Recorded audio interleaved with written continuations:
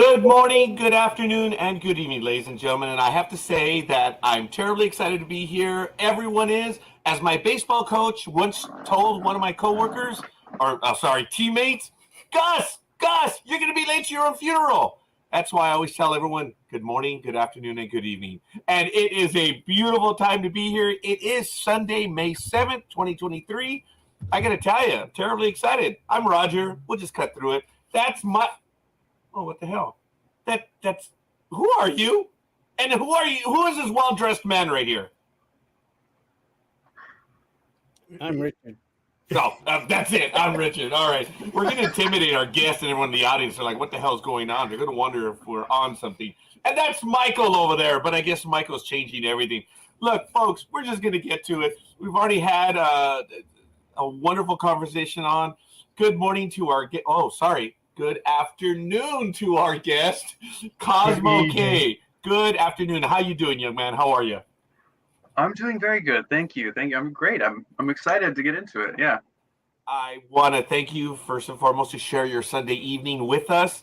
And unlike Ryan, who gave us a Friday night, I think you're the smarter man. But hey, we are eternally grateful either way. You're like, all right, if I'm going to have to deal with these guys, we'll just do it at the end of the day, at the end of the weekend.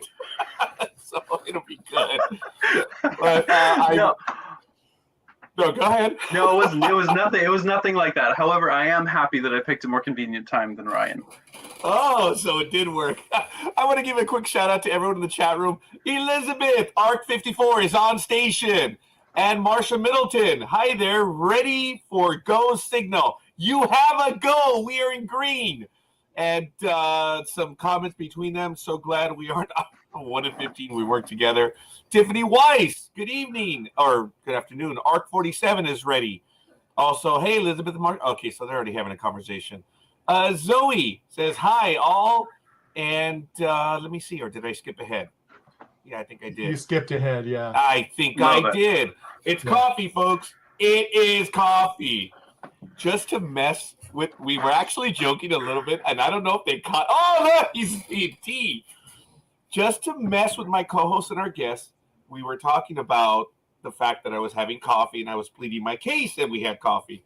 I talked about the liquor that's in the office, whatever. So as our intro started, I deliberately took a hit of the coffee. I pretended it was liquor. I don't know if they caught it. I was like, hey, he's lying to us. But I'm talking too much. It is coffee. We have Pest also joining us. Folks, let us know who you are and where you hail from. Hey, we all know about us. Cosmo, you have quite a few people watching us live and in the audience. Why don't you tell us a little bit about yourself, young man? Well, first off, hello, everybody in the comments section. I won't waste time going through all the names, but I am grateful for every one of you for tuning in. So, my name is Cosmo. I'm an actor and model and voice artist. I travel full time and do what I love doing, acting and just creating stuff. I'm just so grateful for all of you here. I'm originally from the United States, but at the moment I am in the UK, which is why the time difference from my co-hosts tonight. Which it's as I was explaining to Roger earlier, which gives him the perfect excuse to start drinking it, whatever his time zone is, because it's 8 o'clock here. Everything's okay. I did appreciate that, and who knows, there might be just a little bit extra in there, but you all know I don't drink. I'm already dumb enough as it is. Could you imagine if I drank some more? I don't need to embarrass our guests and say, oh man, all right, I'm out of here. So no, it's all good. Folks, we're here. Obviously, Cosmo is on one of our favorite programs right now, the Ark, and we're going to get to that shortly. But you are in the United States, man, so you do voiceovers as well. Wow. Yeah, I do a little bit of everything. I mean, I love what I do, and so between some of the acting gigs, if a opportunity for a voiceover or whatever comes my way, I say yes. I love doing what I do. Okay, so we actually have one of our official questions. So, Marsha, I'm going to get to that one real quick.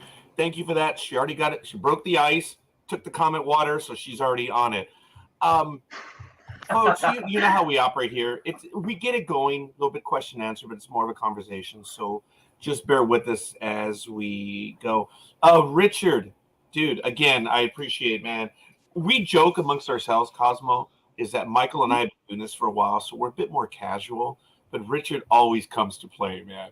He's always well dressed. I mean, he's the Breaking Bad image. And, he is our own Walter Richard, but that's neither here nor there. Richard, do you have any questions before we get going? And then Michael, and then we're going to get to the chat room, of course. Well, when I Googled your name, do you own hair salons in Wyoming? I wish. No, I do not, unfortunately, but no. Okay. I just wondered. I mean, I Googled and I said, well, he owns hair salons in Wyoming.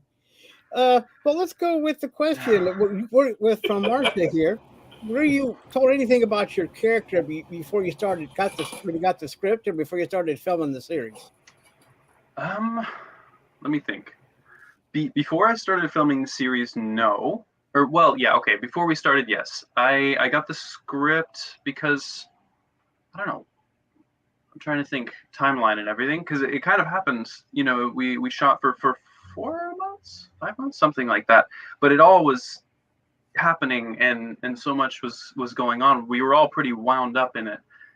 And so, no, I was told about my character. I had met Dean, I think a good solid 2-3 weeks before we shot the first episode. And I was told a little bit about I was told about my character, what he does, who he is, my, a little bit of the background. And then, as things move forward, we got to talk with Dean and the directors and our co-stars to sort of help flesh out our characters so that we were, finding out and discovering more about them as we went along, because we're like, we think, oh, okay, you create a little bit of something in your head as an actor, and then, maybe the director says it's this way. And that was really helpful from Dean and the directors and the writers, that we were able to have that kind of support. So yeah, we were told about my character, or I was told about my character. And the script, I got episode, because we didn't get all of the scripts all at once, or, at least they were keeping them a little bit secret, because we were supposed to be a little bit on the down low about the show. I don't think we weren't Marvel level secretive. I was allowed to tell people that I was on the show. But, I got the script, met Dean. He explained, who Nathan Stark is, why he's on the ship, what he does. And yeah, it was great. Okay. So if you and Bryce had a modeling contest, who would win? Me and Bryce. I'm gonna say, honestly, at the moment, it would definitely be Bryce. I had abs when the show was shooting, so, but he still one-ups me. He's got the massive arms and the abs and stuff, so he definitely would have won for sure. Thanks, Freddie, for being so low key about it. I mean, that was the thing.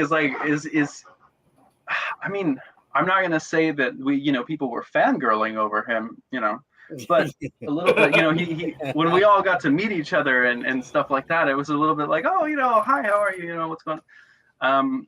And I think some of us were a little bit like, holy shit, that's an attractive man. Yeah, that's what I will have to agree with you there. So Michael, do you have a question? Yeah, let's you said you do voiceover work. I know, that caught my attention too. How long have you been doing that, or is this something new that you started? It's something new that I've started doing for myself more recently, full time, or in between things. But I've been doing it on and off since I started acting and modeling when I was 18. So nearly 10 years. But back then, of course, I had zero training and I was just starting out. I'm like, oh, I just want to do this. I'm creative, Yeah. So I don't want to listen to anything that I did nearly 10 years ago, because I know it will just make me cringe. But yeah, I've been doing it for about 10 years on and off. When I was younger, I did a lot of English teaching. So it kind of started by me recording lessons for students. And then that kind of grew. And then eventually a few years ago, I'm like, man, I really like this. It's acting still. It still keeps to what I do. And so then I just decided, I was like, why don't I do more of this? And so, I invested in a microphone and equipment and the special everything. And that was how that kind of came about, as well as being able to portray characters perhaps that, I wouldn't be able to with my face or whatever. So, yeah, I did that because I enjoyed it. Yeah, I'm laughing because of Elizabeth already. Cosmo, I've seen some of your pictures. Yes. In fact, I posted one and said, "You are the new man candy on board." Sorry, I couldn't help it. Now, gentlemen, and Cosmo, of course, but to my co-host, look at the live numbers. This is the largest audience we've had live so far. Okay, this is crazy. Cosmo, unfortunately, we're usually on in the evenings local time. Yeah. So our audience is a bit larger. The live audience. I mean, a lot of people are watching this program, but we're blown away that other than the episode where we had many guests, I guess we had our tiny reunion where we had up to 8 guests on. That one was pretty big. You are easily the second largest live. So nothing personal, but I think the only men that are on with you right now is just the 3 of us. Everyone else in the chat room is female. Okay. I just saw that question from who was it? First, if I can, I just wanted to say thank you to Elizabeth. I appreciate it very much. You're very kind. Yes, she could not help it. There was another question. Yeah, it was she Susie said, and so I have actually 2 pictures that one of our other hosts who couldn't be here today captured for me, and maybe this will help them see who you are, because it's and I didn't want to post that picture we talked about earlier, but here's the first shot. Kelly's engineer.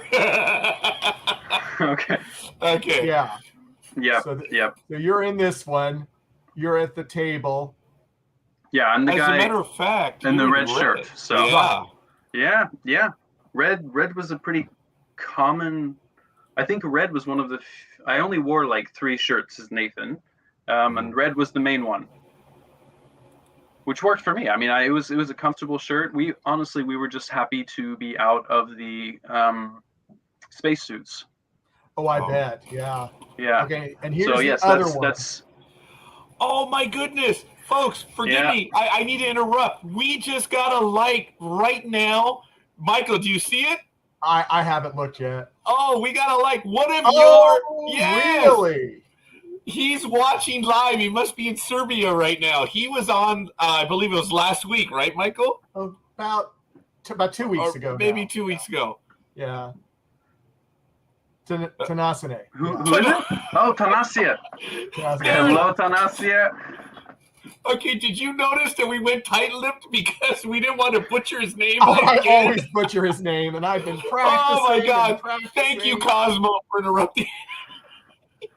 Oh, my God. Oh, is that why you guys were silent? Okay, I didn't know. That's why we were silent. We were going. Oh, my God. That was perfect. I went, oh, golly, no. Yeah. Actually, we were very nervous about it. He helped us work through it, and we did our best. It was really easy. Thank you. But it's been 2 weeks, and we're like, oh, damn. So we're going to butcher it again. But he's watching live right now, so that is really neat. So I don't know if he wants to punk you and join. He is more than welcome. Michael, you can always send him the link. Yeah, all kidding aside. If you're able, Michael, you can send him the link. Or if he's in the chat room watching, commenting, dude, you want to come in and say hi? By all means. You know, Cosmo, we've noticed on a personal level that this group of thespians, all of you, you guys are visiting with each other. I've noticed that they're visiting, they're coming up with funny questions, and it is really neat. You guys seem to really have hit it off as a group. And I think we're jealous of that because we hear all the stupid stories and stuff. And I'm talking too much. Say Cosmo. Oh, yeah, I'm the non-actor, and I'm talking too much. No. I mean, I don't mind at all. And I mean, I think, it's exactly what you said. I think there's a lot of us as actors. We all talked about it both on set, off set, afterwards, and have since, in either, our group chats or whatever, about just how lucky we were to really, everybody hit it off really well with each other.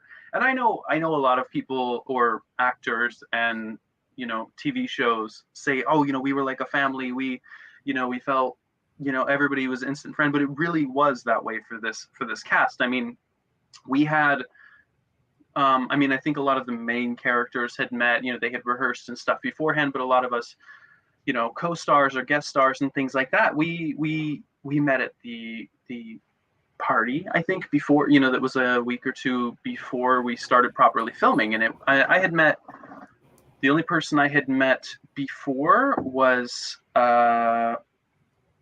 Stephen, because we met Stephen Moore, who plays Chaplain Mulcahy. Oh. And I hope I'm pronouncing his name correctly. If he's here, he needs to comment in the chat, because it was something that we all laughed about. We're all like, Mulcahy, you know? And I had met him the day I went to meet Dean, when they gave me the role, and the producer was like, here's this, you know, we went for fittings and stuff like that. And then we all, oh, nope, that's not true. I'm lying. I also knew Mercedes, because we were in the same acting class together. We had, you know, worked together before, but never acted in the same show. And unfortunately, Nathan Stark did not get the chance to meet Helena Trust, because, you know, thanks to Kelly. Kelly. Do you think that's why Dean had to wear the red shirt, as one commented that Yes. red shirts are not good, especially at least in Star Trek? Do you think that had something to do with it? Oh my God, I never thought of that, but that's so true. But no, I mean, I don't know. Did Dean pick your color? Did Dean pick your color? I'm just wondering. I don't know. My mind is blown. I don't know. Yeah, I think we're all realizing that we're all going to have to look back and see if all the red shirts are getting killed off. And let me tell you, you have a sharp audience, Cosmo. Another thing that I've noticed, and I'm interrupting your thought pattern, is that no, that's okay. We've also noticed that even though this was more than a year for you, we're stunned at the level of investment. Look, we know it's a job, but everyone that we've been on with, it obviously was more than a job. It was really cool. And I think a lot of it was the people you worked with. And I think that's what brings it out. But, we had Mercedes on. She's actually been on with us 3 times now. She punked she just showed up on a Sunday night, a review program. And then I have to ask, you've known her before. Did you know that she was adopted? No, I didn't. She admitted that on air. She did. That was amazing to us. Yes. No, I had no idea. Yeah, if you want to learn about her, you should go back and watch our episode. We were blown away. But I just kid when you said that you knew Mercedes. We even know her real name. She said it on air, so it's not that much of a secret. Okay, see now I have to really go and watch. I have to go and watch that now. I'm gonna watch it as soon as we're finished. It's 3 hours, I have buddy. to know her real name. I don't care. Oh, I just wasn't able to watch it live because I was traveling at the time. Because I would have loved to have been there too, but no, I don't mind. This is the thing is, again, I think we all just loved working with each other and loved both on camera, off camera. I mean, aside from, on camera, when we're acting and people are killing you or Kelly, or I'm sorry, I'm not butthurt at all by that. But, ladies and gentlemen, in a few minutes, we will be taking an official statement from from Nathan regarding something that happened on the program. It's rumored that there was something, so we want to get the story first. And Cosmo will have his moment. I'm sorry, Nathan. Oh, I mean Cosmo. Whatever. Yes, whatever. We'll have his moment. But this is a cool question. It's already been on screen a few times. And I'm sorry. I do apologize, Cosmo. One of our guests did say, hey, dude, if you're going to flash me, slow down the comments. Because I would show the comments and keep it up there for oh, my goodness. Oh, geez. Cosmo!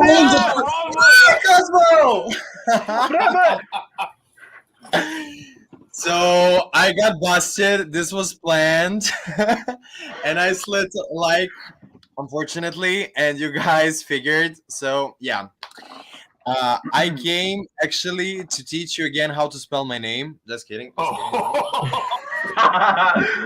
Well, we do want to say humbly that when we were on the program, we were pronouncing it more or less, right? I mean, we were getting yeah. When we were live, like it was good. It was good. Yeah, but then we all went silent. Cosmo helped us out. Oh, thank God! I think you couldn't see us on screen. I think Cosmo was like, why are their mouths open? What the hell's going on? I didn't even know because the thing was, I didn't have it in full screen, and the comment was sort of over all of your faces in the bottom, and I was just like, oh, did everybody's mics go out or something? And then I'm like, oh, Tanasia, Tanasia, and they're like, oh, thank you so much. Hey, Elizabeth, hey, Tiffany, hi guys, hi to everyone. This is cool. So actually, this is now your third time on with us. So I'm there with actually 4. Because the other one was 4? 2. Because that one was 2, remember? Because we had that technical issue. The episode split in half. Yeah, then we had genuine issues right there. Yeah. That is so cool. So, gentlemen, you're both on. Any stories that you can now tell us? No, actually, I came with questions to Cosmo. Like, I don't want to steal the spotlight. Oh. Okay. So you can put me down there. I'll just ask questions. No. You're staying up there. Okay. So. You're not going to slum it with the rest of us. You're staying up there. Cosmo, do you have UK fans there? I don't know. Honestly, I don't know. Then why'd you move? I did. I'm only temporarily in the UK. I'm just visiting. Really? Yeah. Are you coming back to Serbia? Maybe. Of course. Yeah. Of course. I don't think there's much that's probably going to be able to keep me away from Serbia permanently, at least. I may not live there forever, but I will probably always come back because for both me and my girlfriend, it's one of our other homes.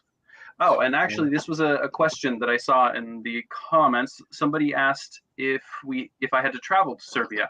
That's what I was trying to get to. Yeah. So. No, I didn't have to travel to Serbia because I was already there.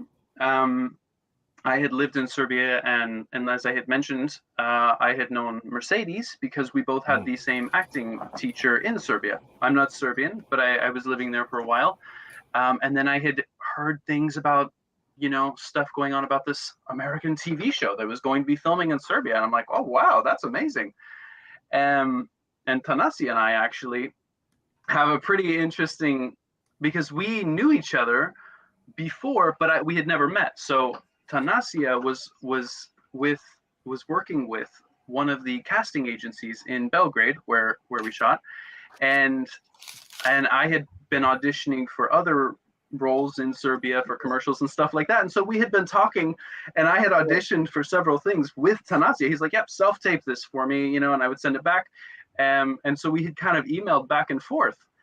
And so when Tanasia came onto the show, because he came on a little bit after we started shooting episode 1, right? Yeah, it was, yeah. And so we met, and I'm like, Tanasia, I'm like, I think. Is that a common name? No.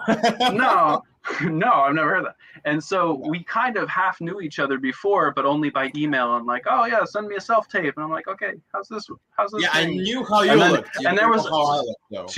True. That was it. And then the thing was, it was usually like, oh yeah, I'll let you know if you got this role. And then crickets. There was nothing. Well, blame it on me. And did you know, guys, that actually on set all the time, like we mistook Cosmo for Serb. Like whenever there was a group of people that only speak also Serbian, and Cosmo was there, we just continued speaking Serbian because he looks like a tall Serbian guy. That's it. He must have some genes from Balkans, 100%. Wow. Yeah. No, you didn't take the good ancestry test, Yeah. No way. I mean, I'm not going to say it's impossible because I'm a mutt, but it's possible. I don't think so. They I've got could be a lot wrong. of other things, but Yeah. none of it's Serbian. But I could be wrong. Okay, I could I have have- a great aunt twice removed. Who's Yeah. Serbian. You never know. With strong genes. Yeah. Okay, we Yeah. have to officially, we have to get Ancestry.com to support this damn program. Because Yeah. I think all kidding aside, Cosmo, you'll realize that comment a little bit later if you do see the episode with Mercedes, because I'm not kidding. She did reveal a lot, and it's kind of a little bit of a running joke now about Ancestry.com. So we got to get them. We got to get them to sponsor this program. So I know Exactly. it's not going to happen. But I have a question about Nathan. please. Okay. Do you think that he might have a twin?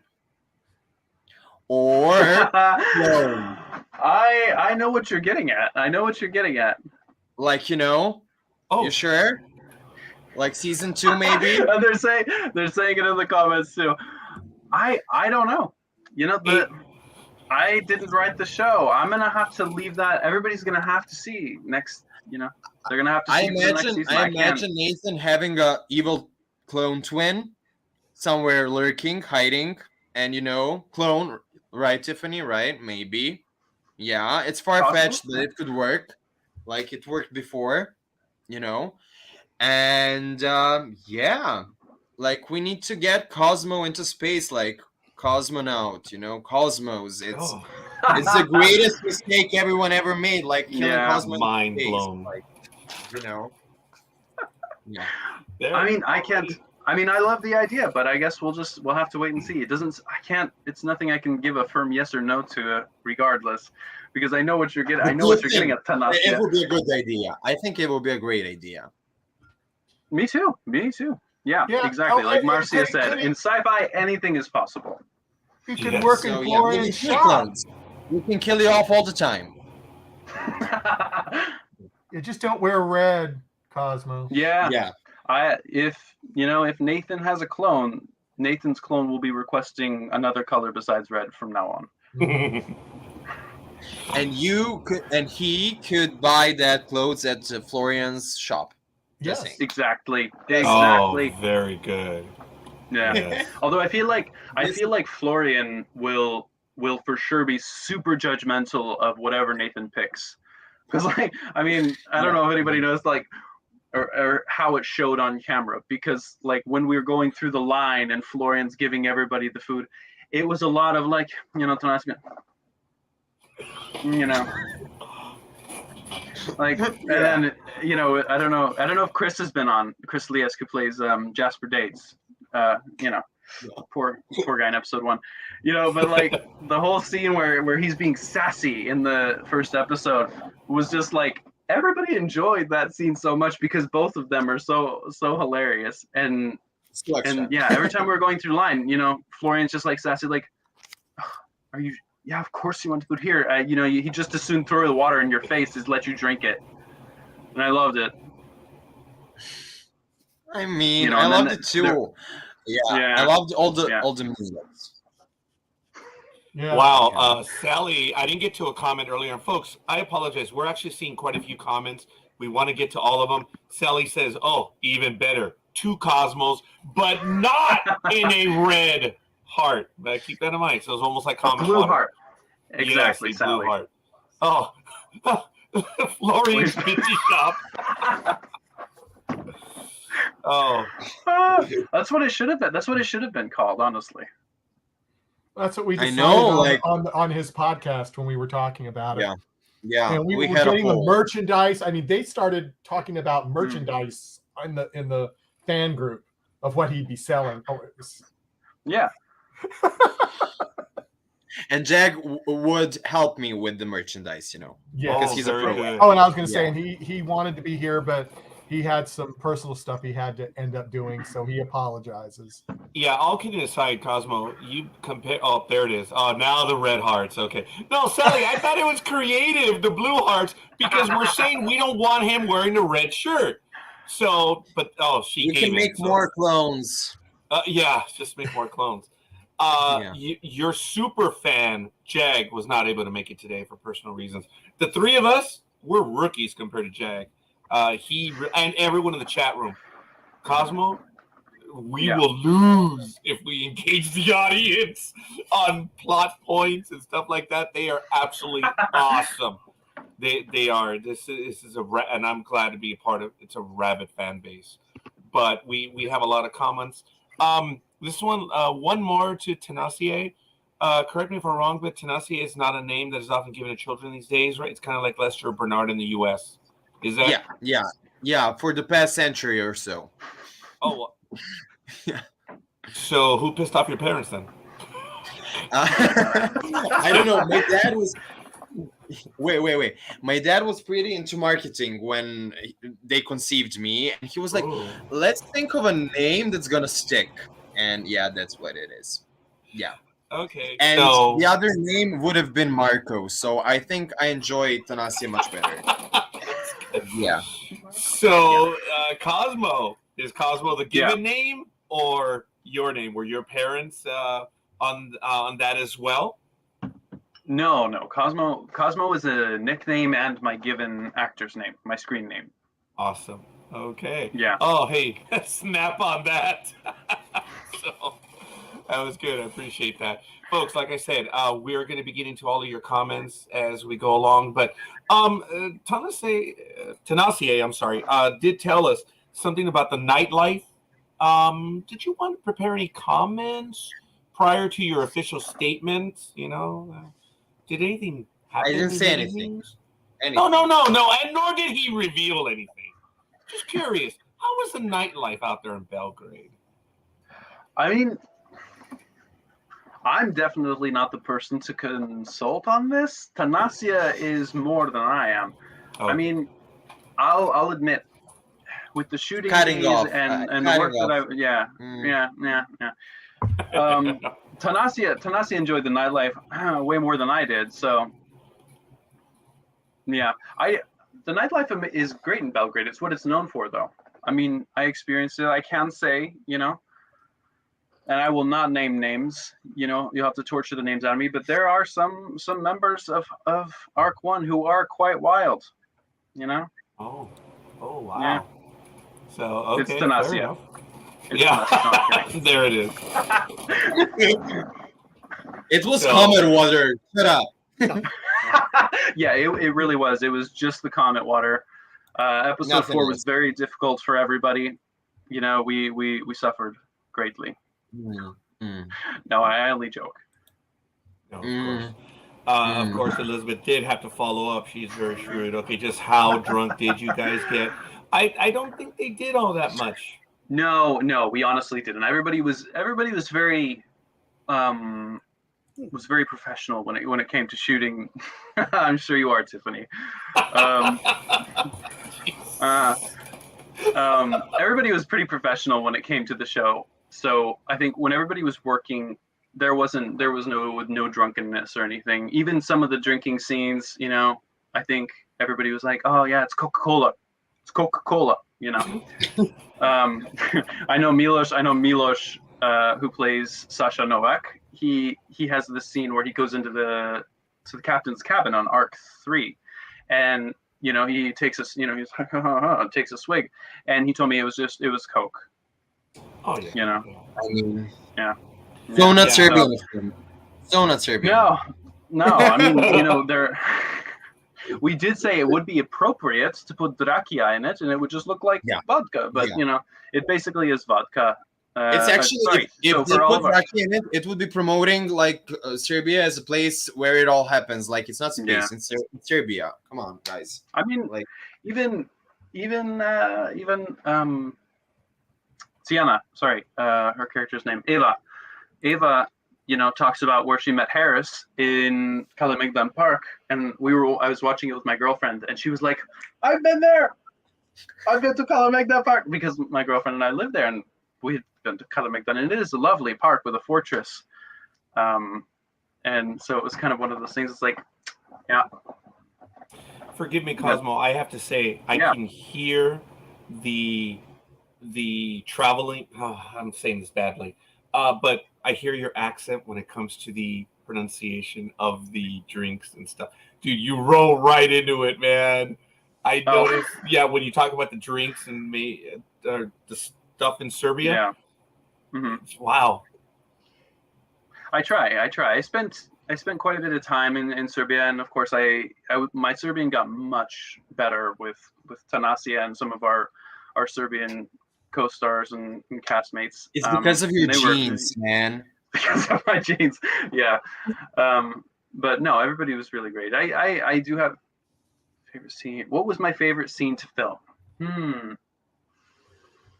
My favorite scene to film. That's a really tough one. Because I'm going to be honest, I enjoyed most every scene, but I'm going to have to say probably the scene in the shuttle.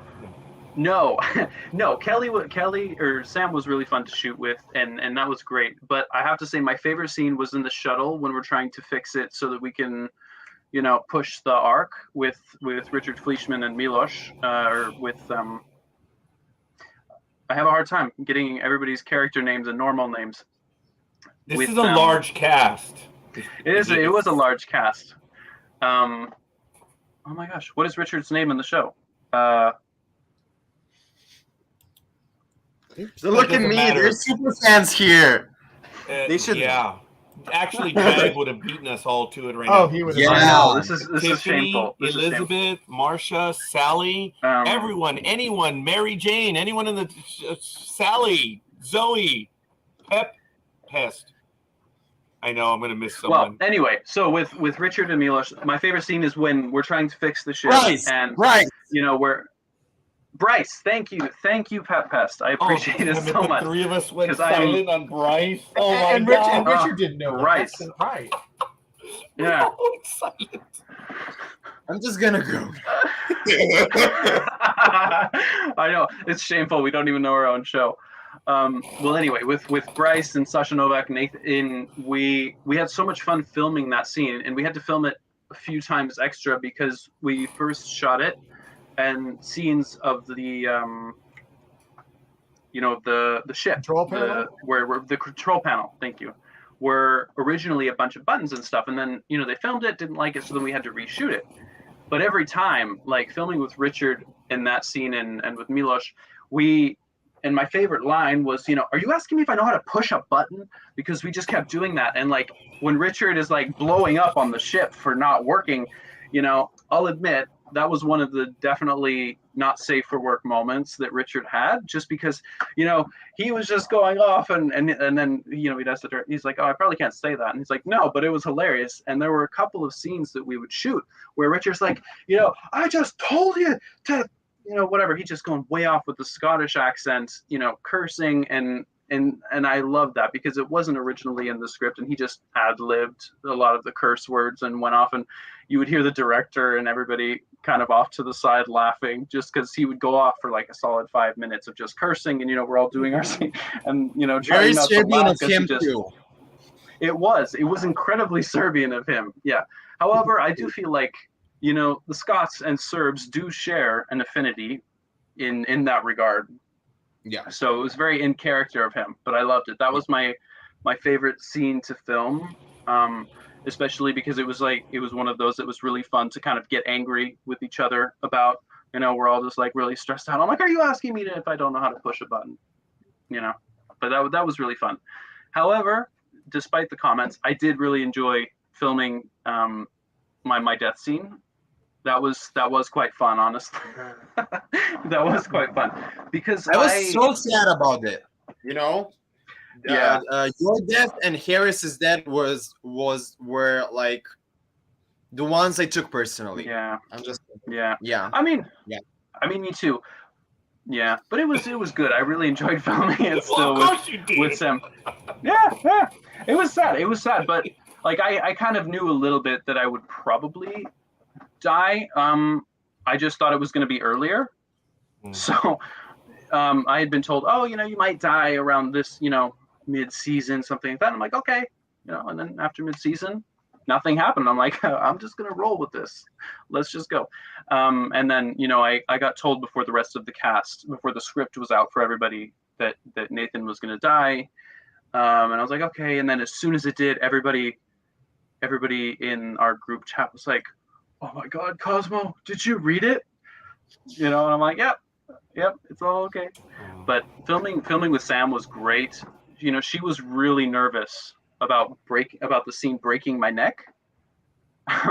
She was really worried that she was really going to break my neck, because we get a pretty good, solid twist, going, and we rehearsed it with the stunt coordinators beforehand, with padding and then safety, and and I'm like, don't worry, you're not gonna hurt me, I'm fine. And she's like, I know, but I just feel like I am. So she would, she had a hard time because, it didn't show up as much in the show, I don't think, of her properly, but she goes and, proper, twist. And there's a lot of video on, I think, my phone and the stunt coordinator's phone, because we filmed it a lot. And they're like, oh no, have him fall a different way, have him fall this way. And it's filmed a lot. And but yeah, she did great. You go through those videos often? No, I don't have those videos. That's the thing, is I don't have those videos. I know like a lot of the assistant directors and stuff, and everybody has them, but I don't have them. I asked Slavisha, the stunt coordinator, who was amazing. I asked him to send them to me, and he hasn't still. Well, it's good for your psyche, that you don't have it. Yeah. And Cosmo, you know what? I'm gonna go now, but you have to stay here for another 2 something hours because you need to beat the record, and you're gonna kill it. Okay. Good luck, guys. Young man, thank you. I now know we will be speaking with you again. You're the man. You're a kind soul. I mean it. I was shocked. Michael punked all of us by arranging this. So thank you, young man. We'll speak to you soon. I'm following you. Thanks for dropping in. Yeah. Bye, guys. Good luck. See you. All right. That was genuinely a surprise, and I want to thank you for that, Michael. Wow. But Cosmo, we haven't had everyone on, but we have had quite a few people, which we're really excited about. I guess we should at least try to give you an idea on who it is. But all kidding aside, it's not about us. It is about you. There are a lot of comments, and I want to redirect, or I need to redirect in the audience. Someone did ask earlier, indirectly, about some of the stunts that you had, or maybe some of the. Yeah, there was a question about that. If we could come back to that one, but I was a bit sarcastic when I laughed. When she killed you, I said, "Oh yeah, that. Of course, it meant a lot to you." But it is really cool to know that. I think we're going to ask her what really happened. But I think this might be a moment. What did it? Did you crack a? Did you threaten her? Did you say something that kind of as to why she killed me? You mean? Yeah. I mean, what? Those are probably leading questions. I am sorry. Cosmo. No, that's fine. So, is there anything that you care to say? I'm gonna, as Nathan. You know what? If you didn't want me to know you were Ark 15, you shouldn't have given me your watch. There were plenty of other tech. No, I'm just kidding. No. I mean, it was something that really worked for the story and what needed to happen, because that was the time when Kelly, was becoming her true self, and sort of breaking down the facade of her, being like that poor victim kind of thing, and transferring her to the assassin that she truly ended up being. My death was the first step. Did I need any extra training for any scenes of the show? I think that was the one I may have been referring to earlier. Yeah.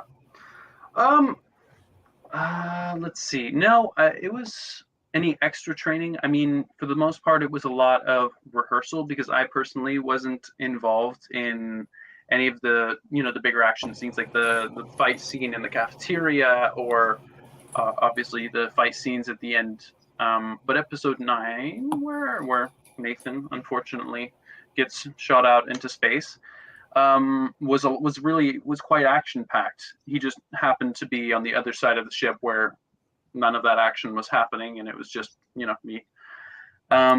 But no, it was only this my death scene that really needed any extra training, and that was just so that we could do it properly, so that nobody got hurt. No, there was, everything looked good, but still was safe for everybody involved.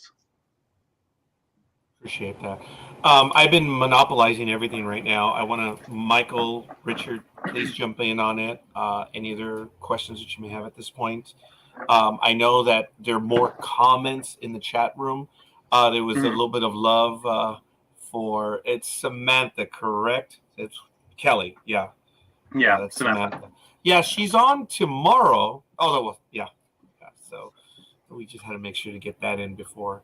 It's interesting. We did ask her, though, Cosmo, maybe you have insight, because when we were on, there were 8 guests that we had on. We said, hey, so we understand that your father's a producer, right on the program.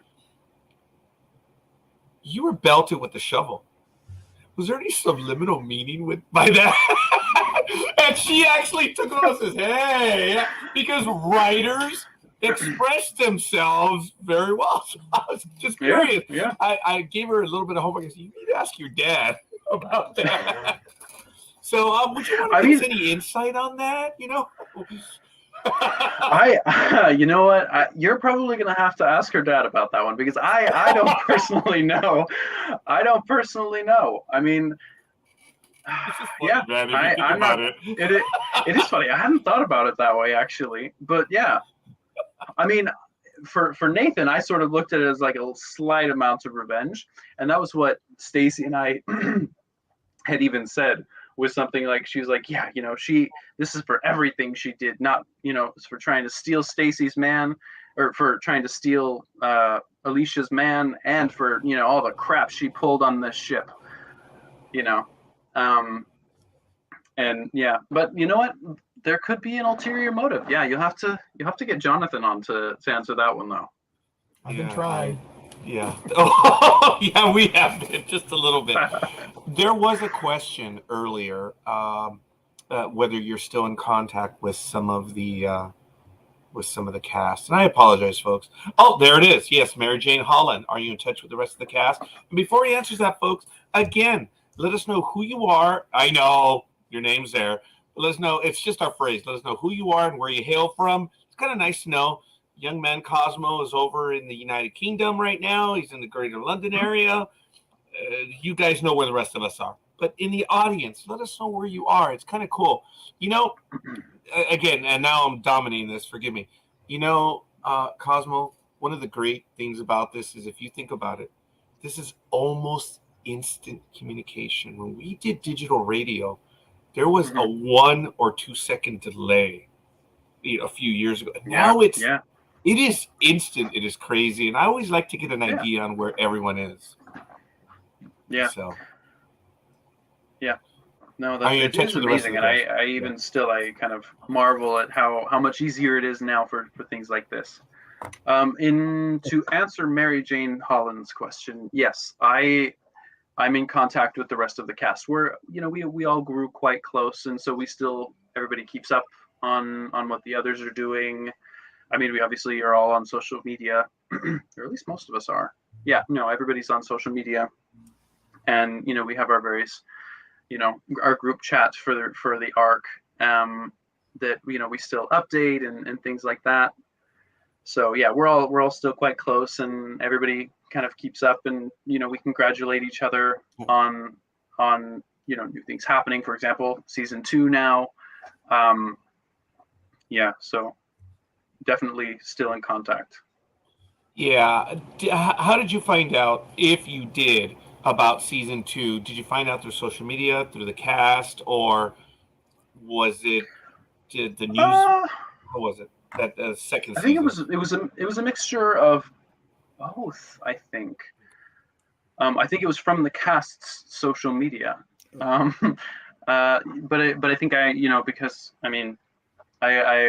my phone automatically knows that I'm part of the Ark or something, so I got the notification on my phone, and I had seen it on social media as well. So it was a mixture of the both, and I was like, oh really? And so I kind of went to see, and yep, everybody was like, oh, season 2, and I'm really proud of everybody. It was amazing because we weren't, you just never know. Sometimes it's like a for sure thing, and sometimes you don't know. But I'm really proud of everybody, and I'm glad that there's going to be a season 2. It is absolutely cool. We can tell you on a personal level. Sorry, we can tell you on a personal level that Michael and I have met people online that did not like the Ark passionately because they did not understand the interaction of the crew.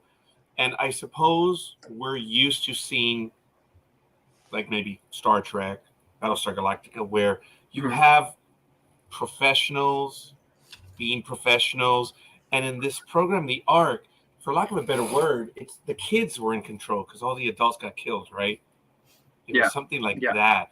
So the audience, some of the people were like, oh, come on, this isn't possible. And then they kind of realized they're not the ones that are supposed to be in command, which was a nice take on it.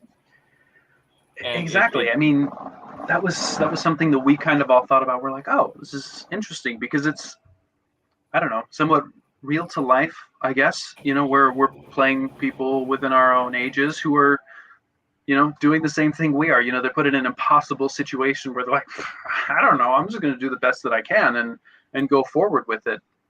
That was I think what made it realistic.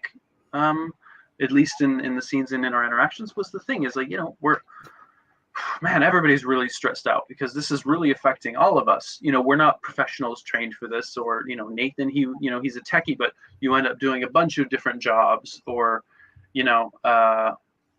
we have pilots, we have navigators, but we all have to do a little bit of everything. And I remember, or I know that it's said in several scenes, like I think Ava to Alicia, she's like, well, you're going to have to, because we're all doing a little bit of everything, or she said it to somebody, but yeah, it was just a bunch of kids who were thrown into space. They were supposed to have people telling them what to do to make it easier, and they don't. They just end up sort of floundering and doing the best that they can, right, wrong, or otherwise. And whether you agree with the characters' decisions, it's what they had to do. And it was something that I see as somewhat true to life, or that I can see in my own life, because that's what you're always doing when you're trying to figure out what to do. Except of course they had it much more difficult than I do. Their planet is dead or dying, when they first know. Your audience that is watching this program I'm sorry, Richard, I'll get to you in a moment. I've had interactions with people who passionately dislike the show, and after a bit, they come to understand it. It's Dean Devlin, man. It's he's good at what he does. Richard, hey, no Burger King. Sorry. Okay, you're up, Richard. Just kidding. You're having Burger King. It's all right. Do you miss Burger King? I don't know how that happened. I imagine with the food over in the old world. Yeah? Well, they have Burger King here, yeah. Oh, okay. Sorry. Anyway. But first, I'm wearing the red shirt, so thanks for all the so and for the people that don't like the show, we just throw them out the airlock. So that takes care of that problem. So too bad that I want, as far as Tenacia goes, right? How you pronounce his name? Oh God. I actually didn't. I was spelling it Tenacia? phonetically. Tenacia? I was doing it when he came on. Tenacia. That's what I did too. I phonetically spelled it, wrote it out. Oh so my God! It's like, okay, there's one way to solve this problem. Just phonetically say it, so you can always get it right. Even though you just got it wrong, even though I did that. So that's what old age does to you. So. Okay. But I also did yours as well. Cosmo. Cosmo, yeah. Yes, because yours is so difficult, Cosmo. I'm sorry. So yeah. Actually, there's your full name, right? Cosmo Kay. Oh no. It would be A-Y, right? Yeah, it would. Yeah. Or do we have to have that backward E? I don't know. This is lame. I'm sorry, dude. So Cosmo, have you ever thought about changing your last name to Kramer? No, not once. I liked your character on Seinfeld. I liked your character. You did a good job. You look different now, but still. I do, yeah. Yeah, my hair, I have much more hair than I did on that show. I have much more hair, longer beard. Yeah. No, I get that one rarely. I get a lot of like Cosmo. So it depends on where I am, with my name, because a lot of the time it'll be like, oh, Cosmo, like Cosmos, the universe. If I'm in a non-English speaking country, because that's usually somewhat linguistic. Yeah. But then for most people, for example, like my age, they would say, oh, like Fairly Odd Parents Cosmo, because there's a little green fairy. They're like, oh, that kind of Cosmo. Did your parents watch that show? I'm like, no. And then okay. Ryan K. Yeah. And like and then then other people make the closeness with Cosmo Kramer, which I'll be honest is probably shameful, but I have not seen all of Seinfeld. Oh, well, then we'll see you later. The interview's over. Goodbye. Well, first of all, I am a bit disappointed. Sorry, Richard. Notice right now at the 12:57 p.m. my time, this is the first time Cosmo said, "Let me be honest." Well, what the hell, man? He's been lying the whole time up until now. Okay, may we now take your statement against Kelly? Yeah. No, I mean, honestly, I'm not even on the show. I don't even know who you guys are talking about. That was good. So you do own that. What was that, Richard, that you found that he owned? Right, in Wyoming. It's the hair salon. The hair salon. It's the hair salon in Wyoming. There you go. I was born in Wyoming, so that's why. If he was working there, I'd go to Wyoming and have him fix my hair. But but since that doesn't. But well, it saves me a trip to Wyoming. And I got to battle grizzly bears. Yeah. That's what I wanted. I don't want to battle grizzly bears. I'm not even in the UK. I'm actually in Wyoming right now. But if you come to Wyoming, I'll cut your hair. No, I'm kidding. I'm sure. I knew it. I knew she would be here. That is so cool. That's not the first time it happens on this program. No. We've actually. Oh my goodness. Yeah. Yes. It is really neat. That is so cool. Didn't know you were here. What shows do you watch? Do you mean my mom or me, Marcia?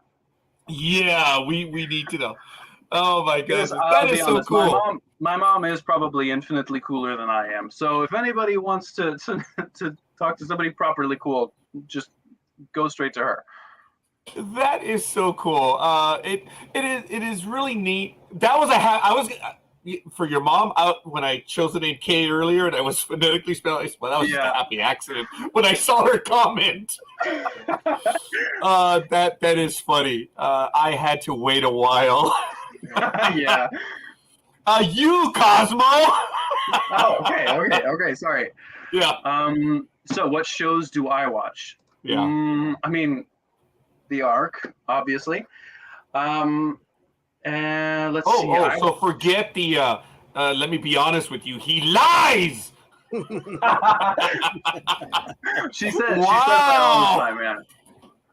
Wow, that is funny. Yeah. Oh, and since we're going on the program, Cosmo, we want to thank your girlfriend, obviously, and we are totally grateful because she is allowing you to be on the program with us right now. So it's how we want to get that out of the way before she starts sending messages. Hey, that's right. Yeah, we've had that before too. Yeah, we've had that. We thank you and her. I mean, you should because because she's amazing as well. She's like my mom. The women in my life are much cooler than I am, if I'm being honest, and I am, despite what my mother says. Yes, the women in my life are amazing, and yes, I'm very grateful for my girlfriend for letting me be on here, yes. And as well my mom. Although we're not in the same exact location. If we may be nosy, is mom in Wyoming? Just kidding. No, she's in the UK as well, but she's just cool. She's running the hair salon empire as he's in Europe. That's it. I'm on vacation. She's running the hair salon. Yeah, 24-hour 24/7 hair salon. So That is cool. It is absolutely awesome. So, and the audience is engaging your mom too, which is really neat. And that's fair because you are cool too, Mom. You were cool jumping in on it. I appreciate that. Funniest, prettiest guy I know. Okay, well, we're not going to say prettiest guy. Hell no. Yeah, we're not. Yeah. No. Attractive young man. Oh hell yeah, we'll go with that. But we won't say he's a pretty guy. It's just But you know what? We're not secure with ourselves. Oh my god. It is cool. We are much cooler, Cosmo. So there it is. Don't Sally, back. don't talk back at your mom. Okay, so Tiffany says he is pretty, and once again, Thank you, Tiffany. We're prepared to acknowledge that. We're just not going to say that. So, No. Yeah. So Sally also says when did you first start modeling? it's out of control now. It is definitely out of control. He's one of the two greatest accomplishments on that. Oh, So I started modeling. Yeah, you're the best mom. Yeah. How do we pronounce your mom's first name? Rain, like rain falling. You know, the water, rain. I'm sure so there was a comment there, but we're not going to risk it right now because she's playing nice in the chat room. Yeah. Richard, the question? What? No, I just want to know when he started modeling, and did he have any mishaps while he was doing his sexy shots? No. I started modeling when I was 18. It was I started modeling. It was my 18th birthday actually. A couple people in where I was at, it's like, oh, you should model. You're tall, you could do it. You're skinny, works. Not that models have to be skinny, but everybody's like, you should model. And I'm like, okay, sure, why not? And I tried it. And why not? I mean, and so I tried it. And twisted your arm. Yeah. And I did, and I enjoyed it, and it just sort of went on from there. I've paused it, done other things, come back to modeling. Same with acting. It's like rainstorm. More like, yes. Thank you, Mom, for correcting my English. So modeling 18, and then it was on and off from then. But yeah, I enjoy it. I will admit I like acting more. My acting is, I think acting and modeling are very related. Modeling is acting, but in pictures, and acting you have to really make sure that you are portraying that emotion. You can't. What is the saying? You can't lie to the camera. So you have to be much more about it, because you can take 1,000 shots and you can edit a photo, but when you're acting, you have to really be there and really be doing it. Not that you don't have to be with modeling. It's just you get more do-overs. So exactly. Yeah. Okay. Well, thanks for answering that question. That was awesome. So you got something, Michael? You've been sitting there for a while. Oh, I'm just doing things in the background. You know how I am. Well, yeah, but you still might have a question or two. Yeah, I may in just a few minutes. I'm working on one right now. Oh my gosh! You have to actually... Sorry, Cosmo. Elegant proof of age. It takes us a while. Oh wow! Well, I didn't know. I just don't know. Michael sometimes has something on his mind, and I guess Actually, right now something's circulating. Something Well, in that brain. yeah, but remember, what I did with Mercedes, so Okay, keep it cool. Keep it cool. But anyway, it's hey, Cosmo, are you having the? Oh, damn it! I'm having the comment water. I apologize. Yes. The comment water. Okay. comment water. Yeah. Okay. Yeah. There's a new one. A new Rogerism. Yeah. Like we need that. Cosmo, you mentioned that you were teaching English or something like that, or did you say that? Yeah. I taught English when I was younger. The minute you said that, I immediately went like and that's why I keep saying a few times. I hope I'm saying that correctly. Oh no! I mean, I'm not a grammar Nazi or anything. Well, I noticed you openly. said, "Thanks, Mom, for correcting my English." I was dying to ask, No. is your mama an educator? She was a big educator in my life. I wouldn't have gone this far if it wasn't for her. That's definitely for sure.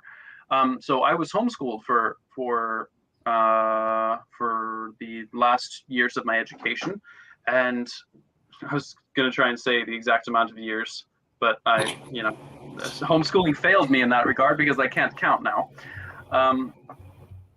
Yeah, but for the last few years of my education, I was homeschooled and kind of learned abroad until I can, and so I built up that education while traveling and doing things like that.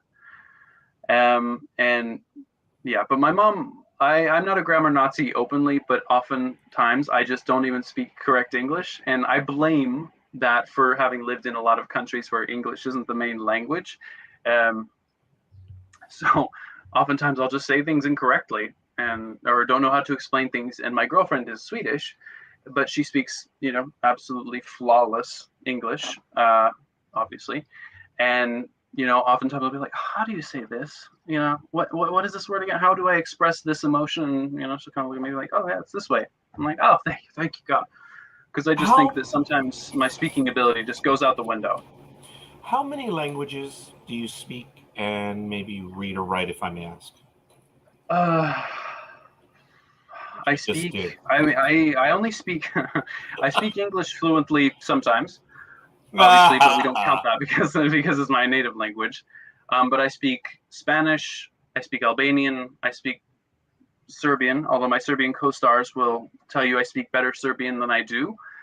And then I speak some French, and I'm learning Swedish because my girlfriend is Swedish, and I would like to, and I'm learning her native language. Wow, that's impressive. So it's the only people that are going to look down. I don't know where this is coming from, but the only people that are going to look down on you for making an error or doing something is the person that only speaks one language and speaks a flawless game. And it's so sad when people are that way. They make fun of people who may have an accent when that's either their second language or third or fourth. I lost track with you, pal. And I think that is cool. Sorry, it's always all about me. English, Spanish, tiny bit of Latin, and then of course I do speak Klingon, and that's sad. So we'll continue. Yes, Klingon is on my list of things to learn. Yeah, but I'm just starting with it is Klingon as well as High Valyrian, naturally. And oh wow, hey, well we do a review of the new HBO program, so if you'd like to join us, you're more than welcome. Usually we actually did on Sunday nights. I have to get caught up. I have not watched House of the Dragon yet. We'll do, and then watch our review shows. You will. I will for sure. For sure. I have to admit, I'm working on making my girlfriend's rewatch for me, but watch Game of Thrones because she hasn't seen it. And so I'm working on getting her to watch it. It's a huge investment of time now that we have 8 seasons. Yeah. So and they're not short episodes either back then. No, they're not. And I mean, there's a few where, because I'll admit I'm not the super fan. So, but I read the first book and then watched the show because I had seen the show first and then started reading the book series. But I read the first book and then I'm like, oh man, but he hasn't finished it. Yeah. So then how long do I have to wait? Did you like the book series? Yeah, we're still waiting. Well, like I said, I read the first. I know we're still waiting, but what you read so far, did you like it? Yeah, of course. I'm a big fantasy, sci-fi reader. I love George R.R. Martin's. I still have yet to read his sci-fi show, which I want to. It's just, I have a pretty big reading list at the moment. I'm working my way through Brandon Sanderson, which I'm very excited about because they've announced a show of the Stormlight Archive, which is one of my favorite book series. Oh, wow. And yeah, but no, I really enjoyed the book series. I only read the first book, but very well written. I love the depth, that we kind of get to go into with the characters, and also the perspectives I thought were quite different, with the way that we have so many different perspectives. And I think that can be a lot for people who didn't like the books or for people who perhaps just stopped reading the books. They didn't have to not like them. but I think that can probably be a bit much if you were not already somebody who is into the term high fantasy, because it takes a long time. It's not like a classic novel or normal nonfiction normal Exactly. fiction book. You have to actually map it out. Yeah, exactly. Yeah. And you really need to know, or not need to know, but be aware that you're probably not going to get into the full meat of the story in the first 50 pages, for example. And it's an investment if you aren't ready to do that. You need to be aware, because with these books that are 700 plus pages long, you should be aware that you're probably not going to get into like the meat, or fully understand exactly what's happening until probably like 75 to 100. Yeah, his books but I think for a lot of these, not an afternoon read, are they? Yeah. I mean, I have seen before the first Dune movie, there was a trend of people who were just devouring the first Dune book in one day. They would just wake up first thing. They'd wake up like 5 a.m., sit, and there was like a bunch of TikToks of people, and they just read the whole Dune book in a single day. And I'm like, oh my God. I mean, I can read fast, but that's a full 18 hours of dedication, and I've yet to read Dune. And there's books that I have read that fast, but they were 6 days where you just wake up and flip pages, and that was also when I was much younger, and it doesn't work if you have a job. Yeah. Oh yeah. This is way off base, but are you a Tom Clancy fan by chance?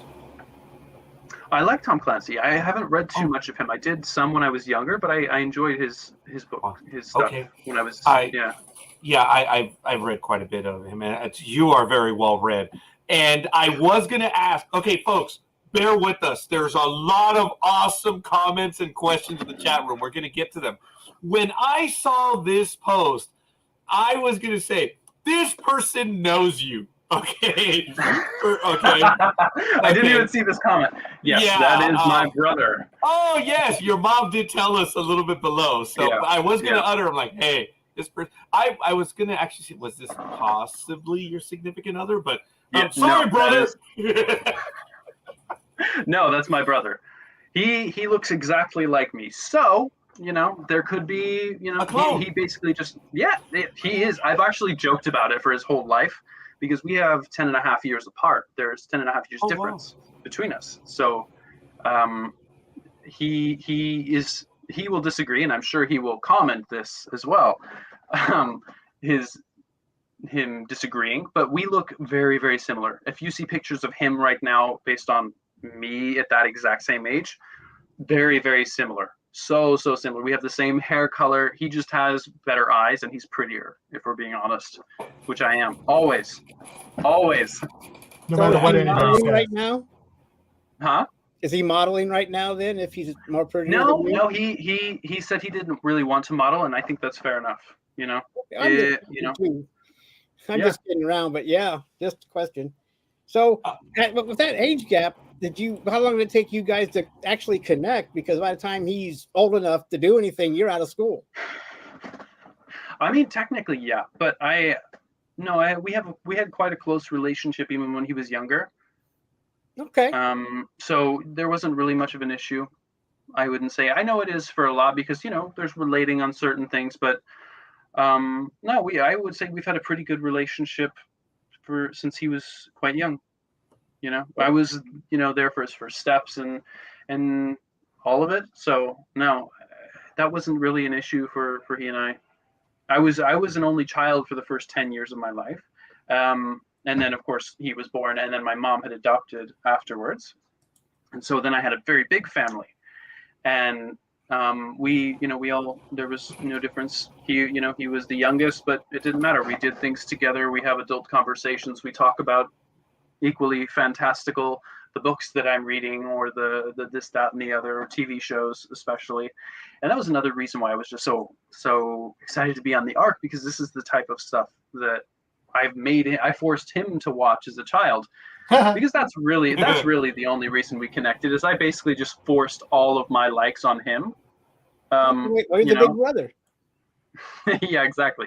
But and so he and I were actually fans of Dean before I did the show, and I mean, I tried not to fangirl too much when I met Dean, but I'll admit a little bit of it came out when I first met him, because Fox and I had watched Stargate many times. We had watched Bad Samaritan by Dean, and I had seen that, and I mean, we're both Doctor Who fans, so we of course already knew who David Tennant was, and we've seen his him doing Hamlet in some of his plays and stuff on YouTube. And so I was a big fan of all of them. And then we saw the Bad Samaritan, and we're not huge horror movie fans, or I'm not sure if that qualifies as a horror, but we saw that, and I was just like, holy cow, that was it was absolutely amazing. David Tennant was just flawless. Every actor in it was just amazing. Between the humor and the horror of it, despite I think it may be more qualifying as a thriller. I'm not sure what genre it fits into. But yeah, so he and I were when I saw, oh, Dean Devlin's producing this, it was kind of a like, oh man, I would love to be in that show. And then I auditioned for a role, and I didn't know exactly what it was. I don't think. And then I got a call from, when I got a call from the producers, and I was like, oh my God. And I was actually in IKEA shopping with my girlfriend and my brother and my mom in Serbia. And I was like, oh my God, like, yeah, wow. Yeah. And so, and like my brother and I are very, very sarcastic with one another. So he was like, no, you didn't. Because I mean, and I'll be honest, I am incredibly sarcastic about everything, and I like to practice my acting on him. So I'll just take. This is why my mom says I lie. I don't lie. I just joke and take him for a while, and I'll just say something and pretend like it's true. And so he'll just pretend not to believe me a lot of the time. But we were all really excited when I started working on the show, and I think it's something that it's just what. It was exactly in sort of things that I love, although that's not saying much, because I, when it comes to TV, movies, I'll pretty much watch just about anything. I love it all. It was like, I think I saw a bit of the interview before, Roger, and you were like, oh, somebody asked you what's your favorite, and I like everything. And that's kind of me. I will watch Star Trek. I will watch Doctor Who. I will watch Pride and Prejudice. I will watch, I just have a little bit of it all. I have reread Harry Potter probably 6 times in 2 languages. And yeah, so it's just nerd crap. That's my thing. Wow, Cosmo, thank you. Is Tennant your favorite doctor on that one? Sorry? Is Tennant your favorite doctor? I was going to ask that. Who? Actually, let's back up a little bit. Knowing what you said about Tennant, who is your favorite doctor? Let's ask it that way. No. Oh, sorry, no. Richard. I don't know if I can answer that. And that's fair, because you might end up working with him. Yeah. Oh boy, don't scare me even more. Working with Dean and the actors that we were, with Richard, Reese Ritchie, and Christina, and everybody, it was just like, yeah, exactly. Dean Devlin fans and Whovian. I can't say a favorite doctor. I loved each doctor. I loved each doctor for specific things. David Tennant, I absolutely love I loved all of the Doctor Who's as actors. Matt Smith, David Tennant, all of them whose names aren't coming to me right now. But no, yeah. It's not fair to put you on the spot like that. But it was one of those things that my brother Fox and we argue about often. Who is the better Doctor Who between Chris and David Tennant, or is the 11th Doctor as good as the 13th Doctor? I will admit though, I am not up to date on Doctor Who though, so I have not seen however many seasons. The last I saw was Peter Capaldi as Doctor Who, and I have not caught up since then. Oh, so you didn't see the surprise regeneration at the end there yet? No, I know about the surprise regeneration. Yeah, but you haven't actually seen it though. No, I haven't seen it. No, it's something. And that was kind of one of the things is like I'll admit I'm a bit of a bad sci-fi fan, if that makes sense, because when I know something's going to come out, this maybe comes from me being a farm boy, I guess, and where we were at when I was younger, we didn't farm. No, actually, New Mexico. And where we lived, we for some reason could not yet TV. They would not come to bring the cables for satellite or anything out there. And so we would just wait until everything was finished filming, and then buy the DVD or the Blu-ray or whatever, and watch it. And so that was what happened with all of my favorite shows. We would just, when something would come out, we'd buy it. We knew, okay, this is the specific day, the specific night, and then we would binge the entire thing. I know that there was when Downton Abbey season, what was it, 4 or 6? I know that we watched that one afternoon, and we were up until 3 in the morning, and I got back up at 5 in the morning because I had to work and do stuff the next morning. And so, but it was worth it. It was worth it because that was, just how invested. But Doctor Who's, no. So I have not seen the most recent seasons, and that is the thing, is because my brother and I are not in the same place. We are waiting so we can watch it together and sort of just binge all the. I think there's 3 new seasons now, or since you last saw. Three or yeah. How much did Jody do? She did at least 3. Yeah, I think she did 3, and then now we have I'm probably not pronouncing his name correctly, but Nkati Gadwa, who was in Sex Education. Yeah, they haven't shown language. it yet.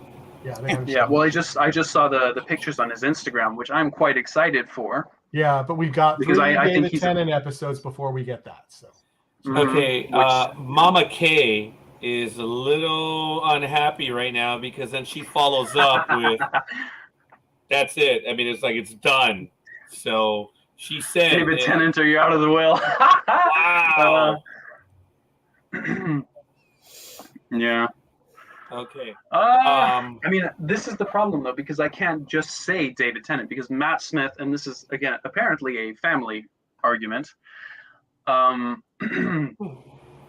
But yeah, it's David Tennant. I loved Matt Smith. I love the old Doctor. I love the older Doctors, whose again names I don't remember. I'll be really honest. I'm not the best fan. I know, horrible. But yeah, I loved all of them for specific reasons. David Tennant and the Allons-y, and then Matt Smith and his whole thing. They each one brought their own special thing to the character of the Doctor, while still maintaining the character of the Doctor from the original, or from whatever. It was still, Tom Baker was amazing. Yeah, I agree. Pet Pest. Yeah. While Cosmo tells us, everyone, if you have a doctor, please let us know.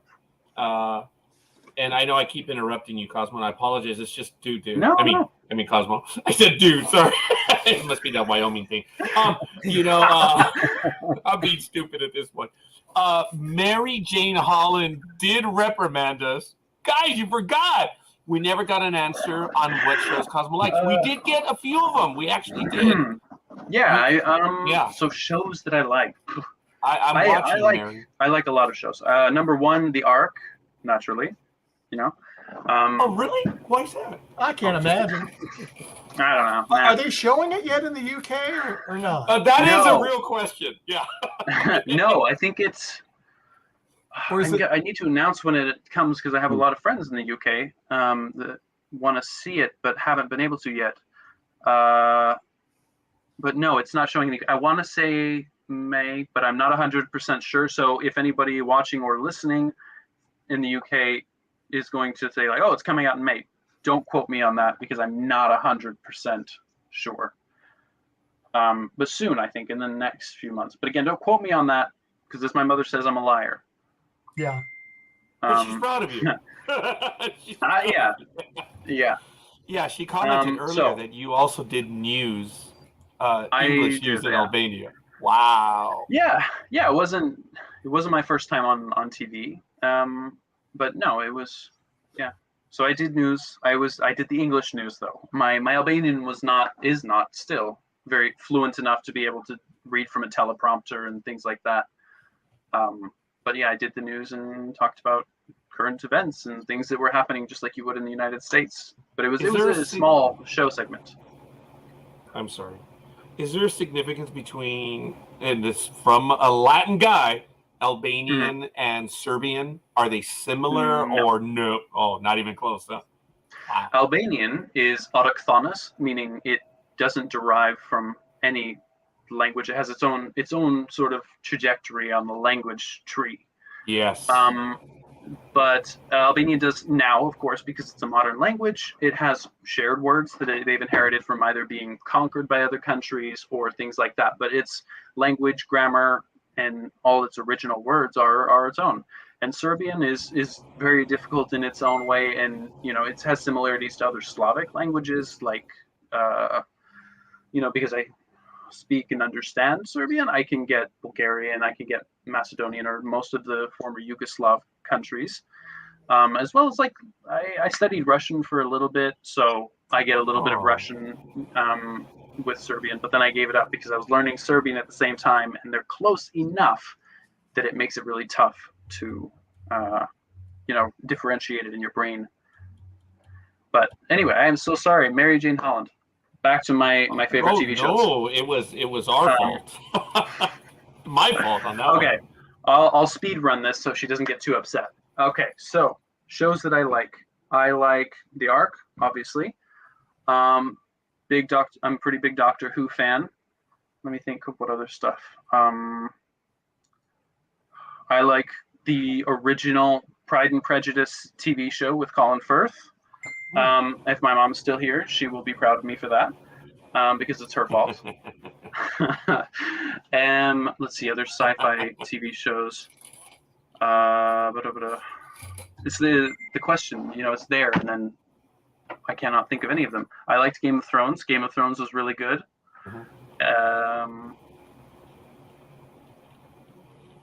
Other sci-fi. Star Trek. I loved the original Star Trek. I loved Next Generation. I loved Stargate Atlantis specifically. I also liked Stargate. The Universe. No, I didn't watch Universe, or I did, but I don't think it wasn't like. But I'll admit, Stargate Atlantis was my thing when I was younger, because I watched that one. I loved everything about it. Also, it makes me proud to have been a Jason Momoa fan before he was properly huge, because I was like, that man is badass. And then he became Aquaman, and and did a bunch of other stuff in both Game of Thrones, but I remember being like, wow, he's so cool in Stargate Atlantis. Yeah, he was not well known at all. No. I mean, he was in Baywatch, and then he has, as he said himself, he's taken a hiatus for a long time, and then he went back to TV and things like that. But yeah, let's see, Stargate Atlantis, Stargate, pretty much just Stargate in general. What else do I like to watch? I like pretty much anything sci-fi or fantasy. You could probably count me in. I'm not going to probably say no. What is your guilty pleasure? Oh, yeah. That's a good question. Yeah. Oh, yeah. Guilty pleasure. My guilty pleasure TV show? Oh, yeah. But if there's anything you want to, anything else that anything more personal you want to get to, we're all here. We're rated whatever you want us to be rated. I know we talked about that before we went live. So whatever your guilty pleasure is. Sorry. There's some of the ladies would like to know what that is too. So. But remember, your mother's listening. So. Oh yeah, that's my true. mother is listening. Yeah. No, she wouldn't be surprised by anything. Then surprise us. You couldn't even comment faster. Spill it. Guilty pleasure. I will admit, it's not a guilty pleasure TV show, because I can't honestly think of one that's like a proper guilty pleasure. I knew you were up to something, Michael. I knew it. Hello, Mama. Hello, how are you? Good afternoon, Rain. Thank you for joining us. Hello, guys. How are you?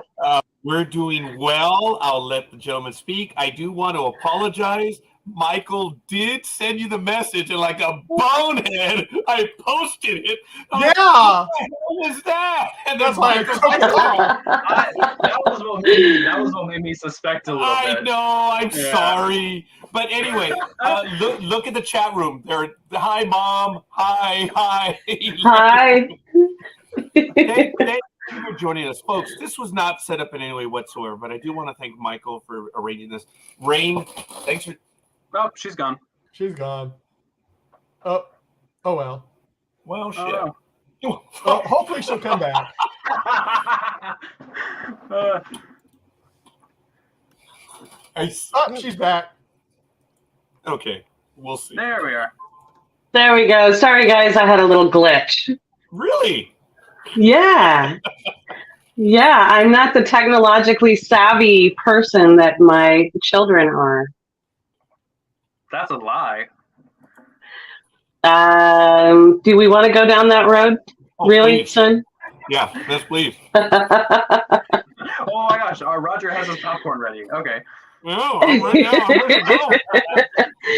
Let's see. What do you want to know? I've got the inside scoop. Do you have any baby pictures? I do. I don't think I have many available electronically, but you can see a lot of his modeling pictures on my Instagram. Some of those, I think I have a photo from his first modeling gig, where he walked the catwalk in Guatemala City, Guatemala, when he was just a baby, 18. Yeah, so it's kind of all out there. Well, I'm not going to say I'm but I will say shameless. Yeah, he will always be the baby. Right. But I am shameless about putting my beautiful kids out there for the world to see. Rain, first of all, I want to, again, this is so cool that you're joining us, and knowing that your other son is joining us in the chat room as well. This is so cool. And I apologize. There's a helicopter coming into the hospital, right? So it's very loud. No worries. Yeah, poor Roger. If Don't it's not, lie, Roger's it's not almost a black helicopter, it's a helicopters. dog barking. So, Roger's being raided. Don't lie. well, I know. I didn't want to say that on air. We're just waiting for the door to be busted down, right? Yeah. Mm-hmm. Yeah. Well, I mean, I have sometimes a presidential helicopter flying over me, so I never know. Yeah. That sounds like a humble brag right there. Humble brag. The president just flies over my house. Actually, Well, it does. He's just outside the DC square right there. I apologize, folks. I think you heard it, and then it stopped overhead. That's what, like, whoa. That's what Richard said. Yeah, they were coming to get you. Actually, it's for those of you that know, I'm in Pomona and Pomona Valley Medical Center. I always know before anyone else when it's a medical aid situation, so I'm not trying to make a joke of it. The helicopter's buzzing my house. It's serious, so I apologize. But it's all good. I don't even know what I was asking you, man. I got buzzed by a chopper. I don't know where I'm at. Oh, Your guilty pleasure. your family. Your family. Wow. Everyone is here. Your other son, you're here supporting your son. Rain, not condescending in any way, but that's awesome. That is awesome. Good job, Mom. She's on the other side. Yeah, he's a pretty good over there. good fella. Sorry. Well-rounded. Yeah, I'm over on the other side. I apologize. Now, you guys know that I'm just looking at the roof of my garage, right? We joked about that before, so I apologize. It gives it a little bit of realism, like we're really together, but we're not. I know, but I just feel bad if I just start like looking down at you guys, like, oh yeah, hey Roger, Okay, first of all, you wouldn't be the first, but thank you. Mercedes instantly played along, and she was doing that from time to time. It was really neat. Oh, was she? Yeah. Yeah, she's sharp, man. But anyway, it's not about Mercedes. I'm sorry. No, not tonight. No. Mercedes is awesome. Mercedes. Oh yeah. Yeah. It's always about She Mercedes. is so much fun. She is an amazing person. Really, really a person worth knowing. She's really valuable. So Yeah, she's great. She's great. I don't have my popcorn, but I do have my trail mix. So come on, Rain. Let's hear it. Oh, let's see. What do you want to know? You want the childhood stories? I mean, Yes! the kid who couldn't keep his clothes on. What are we looking at here? Oh, John. So, You know, he. At an early age, huh? yeah. Yeah, I mean that's the way it was. Oh my God, he is actually getting red right now. He really is. No, I'm not red. It's just the lighting. No. Yeah, it's the lighting, Roger. Yeah, lighting. Everyone in the chat room, did you notice physically that Cosmo did back away from the screen? That was subtle. He really did. Yeah. That's funny. That is. No, he's always been a really good kid. I mean, you know, there was a point when he was really small. I thought one of us isn't going to survive this, but then once he got about 5 years old, he turned into this really awesome human being, and you know, I'm fortunate to say that I don't have to do all the parenting stuff now. Now he's just, you know, my bestie. We're good friends. We've been able to work together throughout the years. So, you know, he's a quality human being. So there's not too many radical stories to tell about him. I mean, he can't drive worth a damn, but other than that, Excuse me? no, there's no excuse. No. There is. I have not driven with my mother since. There's a reason for that, because I'll have a heart attack or something. No, I didn't. I haven't driven with my mother in nearly 10 years because, like, I was 15. Because I don't want to meet Jesus right now. I'm waiting for that. I have been driving aplenty, and everybody in the car has survived mostly. Yeah, but you know, I'm delicate. Of all the things I didn't think it was that I'm a bad driver, because I am not. So if Tom Cruise is watching, I drive a car wonderfully, and I'm. If Tom Cruise is watching, he should know that every damn day of your life is like a stunt. You're just, you know, a wreck, and you survive them with few injuries. That's it. Wow. Tiffany, that is true. My mom did it, but it's, you know, true. No, it's, you know, we do a lot of really hardcore teasing with each other, but that's just our dynamic. The love is real. We're pretty tight family, really connected. So despite being some miles in between, we've got a good thing going. Yeah. So you're out there in the United Kingdom as well right now, right, Rain? I am. I just spent a month in Scotland, and now I'm back in England, just a little ways away from him. So at the end of the month, we're going to have a big reunion and get to spend some time together. So yeah, we're kind of the. Can Cosmo cook? Is that what that says? Yeah. Yes. You know, I think he can now. He tells me all of these things that they cook, and I'm impressed. Well, I mean, but you know, you didn't have the greatest of teachers.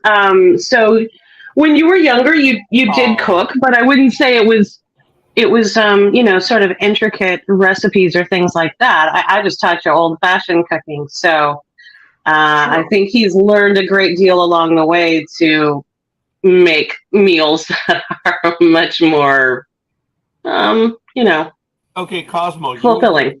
You were reacting to that, but now I have to, being the old man. What is old-fashioned cooking as opposed to new cook? Cosmo, so please enlighten us.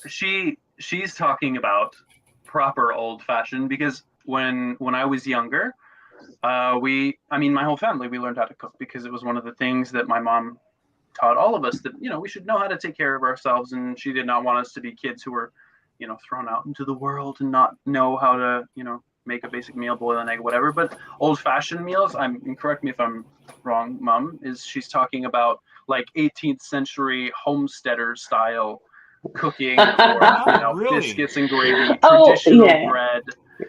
making things without eggs or you know, she says they're basic. It's childhood food for me. But no, I do disagree with her that I cooked. You know, she does not hold her own cooking in high enough esteem. And that is why, because she's a great cook. So that's a lie. No. He said he lies. So Hey, my He brother does. in the comments. Do you know it's funny when you say something? It's like mom is reading the report. That is a lie. What did you say on the test? That is a lie. That is funny. That's hilarious. Shout out Aisha Kerr, who's in the United Kingdom, on the way west of you. Just gave us a like, ladies and gentlemen. Please, we need the likes. We love it. We're insecure here. Unlike this young man above us, we need the likes. We need the comments. We need the shares. We need it. Tiffany says Southern cooking. Wait a minute. New Mexico? Yeah, Southern cooking, New Mexico? Really? Yeah. Well, you know, my mother did not cook, but any cooking that I learned was from my grandmother, and she was a, you know, proper Southern cook. Oh, there you go. Okay. You know, she made the meals that stick with you, you know, the things that you used to get when you worked on the farm or out in the field or whatever. So that's kind of the way I made it. And if all else fails, I figure as an American, we put it in a burrito. You know, you wrap it up, whatever there is. If you can, you know, you can make anything into a sandwich or a burrito. That's the way I see it. You can. Southern yeah. Yeah. Very so true. You're able to survive the zombie apocalypse then if it does happen, right?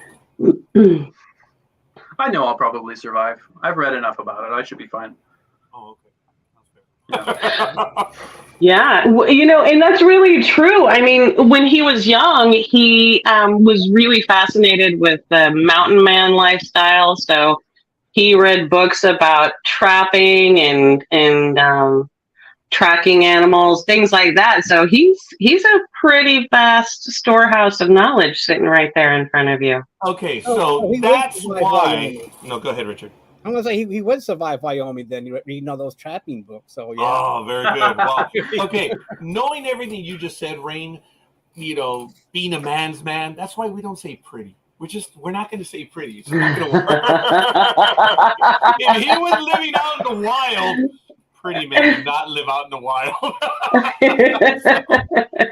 Yeah, we're just screwing with you, Cosmo. It's a little easy. Sorry, man. I'm not too worried about it. I have to put up with worse. My mom is much worse. Oh, well, I don't know. She said yes. She's on the program with us. I don't know what that. Oh, no, it's cool. Let's see. Marcia says, contestant on Survivor. Or maybe. That's funny. I don't know. Yeah, I mean, maybe he could do Naked and Afraid. I don't know. I think I wouldn't be able to watch it. I think that would be just a little too cringy for me, but you know, go Cosmo. Yeah, but wait a minute. Mom, you said that at an early age he had a tough time wearing clothes. I don't get it. Well, I mean, I've seen it all. That doesn't mean I need a repeat performance. So, you know, there's that. All right, fair enough. Wow. That is cool. Yeah, probably Cosmo's never going to speak to me again with all these surprise guests. No. I'll be here. I'll be lurking. I'll try and be the next surprise guest then. I'll just show up. Thank you, Cosmo. But the thing is, maybe Cosmo will join us, but he will not tell anyone that he's going to join us. So that might work against us. Well, you guys will just have to message me privately, and you know, I'll gather up the memories and you know, really spill the beans on him then. So then, are we? Pardon the pun, but are we gonna have a real expose then? Seriously? Wow. Yeah, I know. Sorry, that was lame. But thank you. I appreciate the courtesy chuckle. That's nice. Yeah, we could do that. I'll send you photos. Wow, I can, photos and videos. So get the real thing out there. Right, son? You won't mind, will you? I mean, it's nothing anybody can't find anyway. Really? You mean all Sure. that's on the internet already? Everyone in the chat room get to work! Send us the picture. You know that there's some keyboard warriors out there that are on OnlyFans right now doing a search. Luckily, they will find nothing on OnlyFans. Yeah. My acting career hasn't fallen that far yet.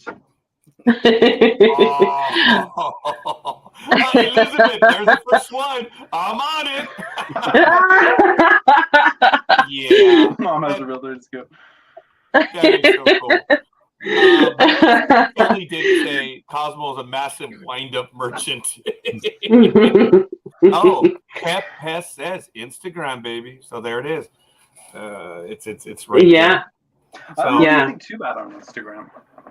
No, No. it's modeling pictures. So Yeah, mostly.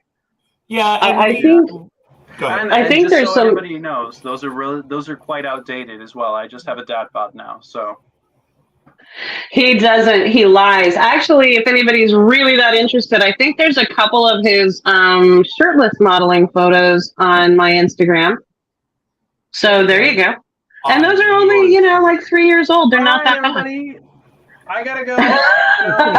Oh, I have a package coming.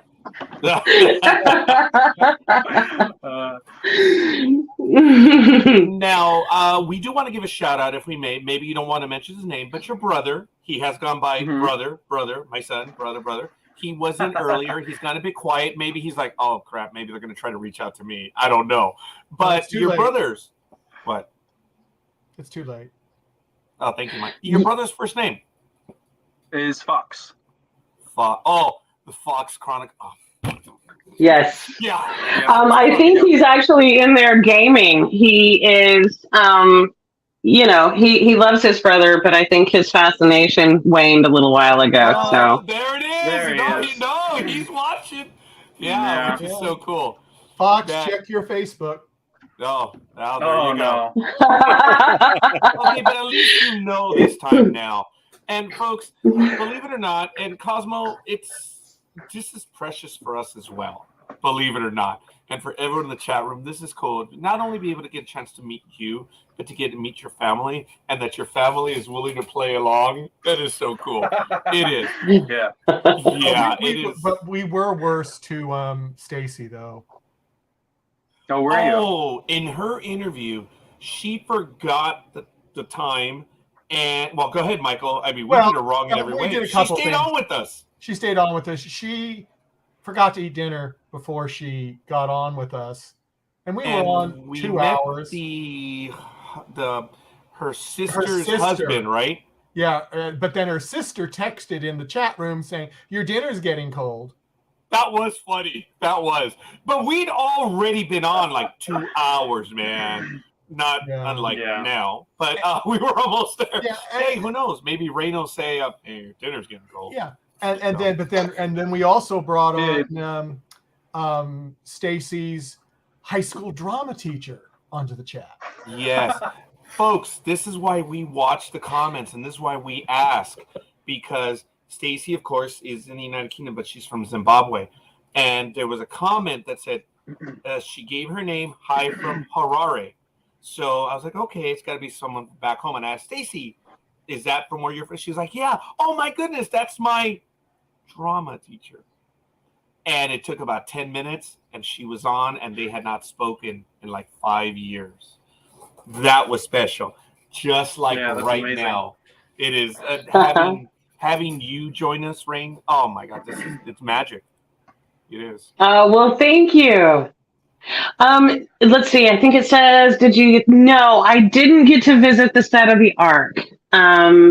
Unfortunately, I would have loved to. I was there in Serbia at the same time when he was filming, but I did not get to visit. No. I actually, some of his prior work I've been involved in. but more when he was doing modeling and not acting. So some of his modeling photos and things like that, I had kind of orchestrated, and was working with him and some other models to kind of help them get their portfolios enlarged and do all these things. So there was a time when I was more involved, but not then. Wow, I was about to ask, and that's when I pointed to my cap right now, because I think you beat me to it. Did you manage his career early on? No, not really. I mean, I was involved at times, but he's really, really taken everything to heart and done it on his own. He's really been very particular about doing things that are ethical and all of that. So I never really had to worry. There was times when I was involved. I mean, when he first started modeling, that was sort of an happy accident. When he got his first catwalk, I went to a new hairdresser in Guatemala, and she's like, we were talking about kids and whatever. And she said, "Oh, is your son, like tall and nice looking?" And I said, "Well, yeah, he is." And, was talking to her about getting his hair cut and blah, blah, blah. So anyway, she knew the designer who was doing this big fashion show and said, "Oh, he needs more models and wants some really tall people." So, because in Guatemala, I think the average height is not over like 5'5", 5'6", and he wanted a few tall people. So that's how he got it, and it went from there. He's gone pretty strong with modeling, and I was there for that and helped arrange it. But no, I'm not that momager type. Although I have been pushing him a little bit more lately, and he doesn't love hearing it. But we have a good thing going. Killed on the Ark? I did not. I felt like there was some words needed to be said, but about that, but I didn't. I stepped back. I kept my calm. So I didn't let her know until kind of after we stopped shooting, because NDAs and stuff like that. So after we stopped shooting, she didn't, get to know anything, and I didn't, she kind of had a guessy kind of thing going. Well, I didn't really have a guessing thing because I also was going to the same acting instructor, the International Actor Studio in Serbia, and I was taking the acting courses as well. So I knew some of his castmates. And I actually had one of them come up to me and, do this really sorrowful thing, like petting my arm and saying, "I'm so sorry." And I'm like, "What are you talking about?" I thought something serious had happened. And they're like, they killed him off. And I'm like, oh my gosh. So I did know, but I kind of had to keep my cool about it and not get on the fight. So.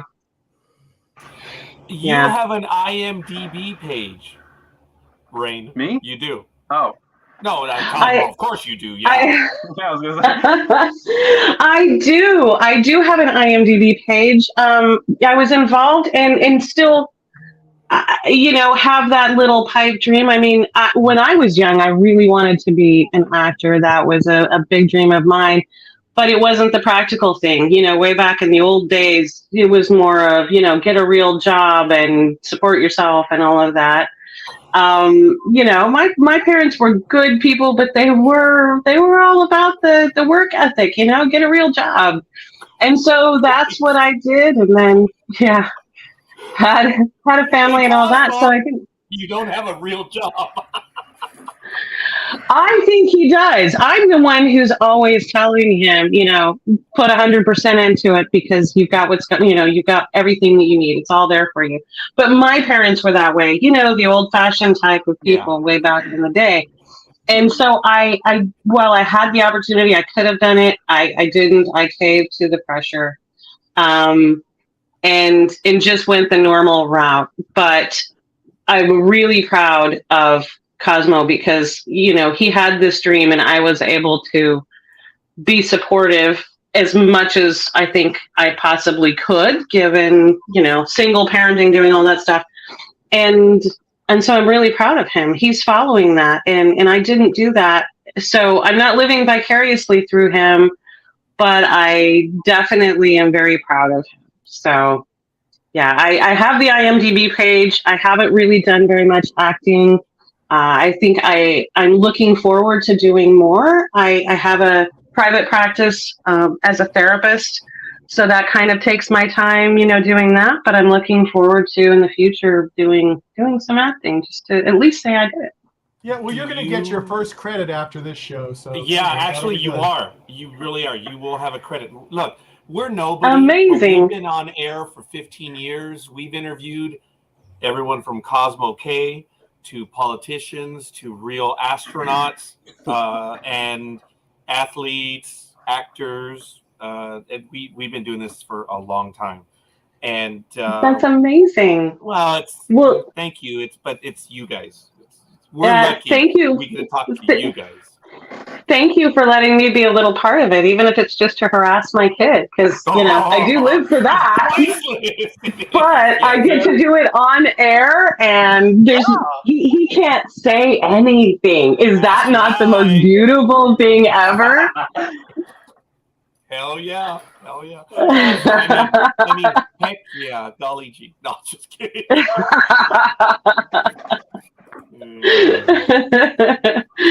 No, that's so. Oh, thank you. That is so sweet. I adore you too. I really do. This was so much fun, just being a part of the comments and then bringing me on here. I think that's amazing to be able to connect with people. So, what is it that your practice? Did you want to give a shout out to your practice right now? I couldn't quite hear you. I think I lost sound. Was it just me, or is everybody? Roger's going dead again. Yeah, he said, did you want to say anything about your practice, promote it or whatever? But I think that's what he said. Oh, thank you. Yeah.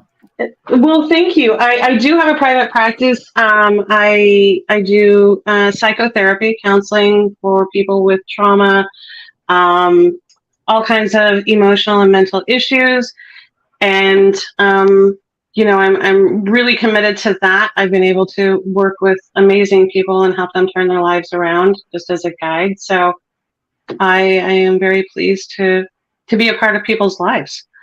So that's what I do. A little bit of hypnotherapy. If, anybody's into that, that's an amazing aspect. And everything that I do is integrative therapy. I use all different kinds of traditional therapies to help people live better lives. Yeah. And I think a web page, we could go ahead and put that on screen right now. And yeah. Otherwise, thank you. Yeah. I do. It's rainkay.com. Oh, that's easy. How do you spell? Just kidding. Well, Aisha asks, I'm overqualified to be the stupid one here, so let it go. I know. Do you have any ambitions to be a star in any other franchises? Say maybe Marvel or Star Trek. I think those are her favorites. Any ambitions? I mean, I'm not going to say no. That's very likely. That's right. I don't have any specific ambitions. I love all of them. It's open to whatever I can get, and I will audition for just about anything, and I don't mind. I love the Marvel Universe, Star Trek, of course, because my childhood. If Game of Thrones universe wants me there, I'm there. So I'm not gonna say no. You're actually, when you're in Serbia, you're just right around the corner from them, right? Yeah, well, because they film in Croatia. Yeah. Or House of the Dragon, is it filming in Croatia? I believe parts of it, yes. Yeah. But I have some of the cast from the Ark was actually Beckner Harrit, Dominic Chichak. He's Croatian. Ava's love interest in episode 1. He is Croatian, so you never know. You might see some of the other Ark actors in the in Game of Thrones universe. Right. That is cool. Mm-hmm. Wow. All right. Richard, Michael, everyone else in the chat room, they're getting a kick out of this in the chat room. I do want to warn everyone that we just have crossed the second hour. We're now into our third hour. Have we really? Yeah. All kidding aside. Yeah. That flew by. That's exactly what we did with Mercedes. I said, I want to stop, let everyone know. These conversations go by quick. They are. They do. They go. And then when you have mom, you have son. Sorry, Freudian slip. Your son, Rain, but Cosmo's brother. You can call me son too, Roger. I don't think you're old enough, but. Oh, no, actually, yeah, I am, fortunately. But thank you. Thank you. Actually, it means a great deal to me. Everyone knows how old I am, so that's all right. But it's all good in the hood, so they say. Guys, yeah, I know. I'm whitewashed, so let it go. And I've been told. Yeah, you know what that means. Yes. Sally says, hi, Marsh. Oh, okay. So I had a feeling, man. There was another connection there. Yeah, very Hey, good. Sally. Hi, Sally. Yeah. And by the way, Sally was the only one that dared let us know where they were. When I asked everyone in the chat room to share, I think it's because I ask this all the time in every episode. Everyone's like, shut up, dude. We've already done that. Yeah, we've already done that. Yeah. So I think it's kind of nice to let our guests know where you're at. Other than, Sally, who is the only team player. Thank you, Sally. So appreciate that.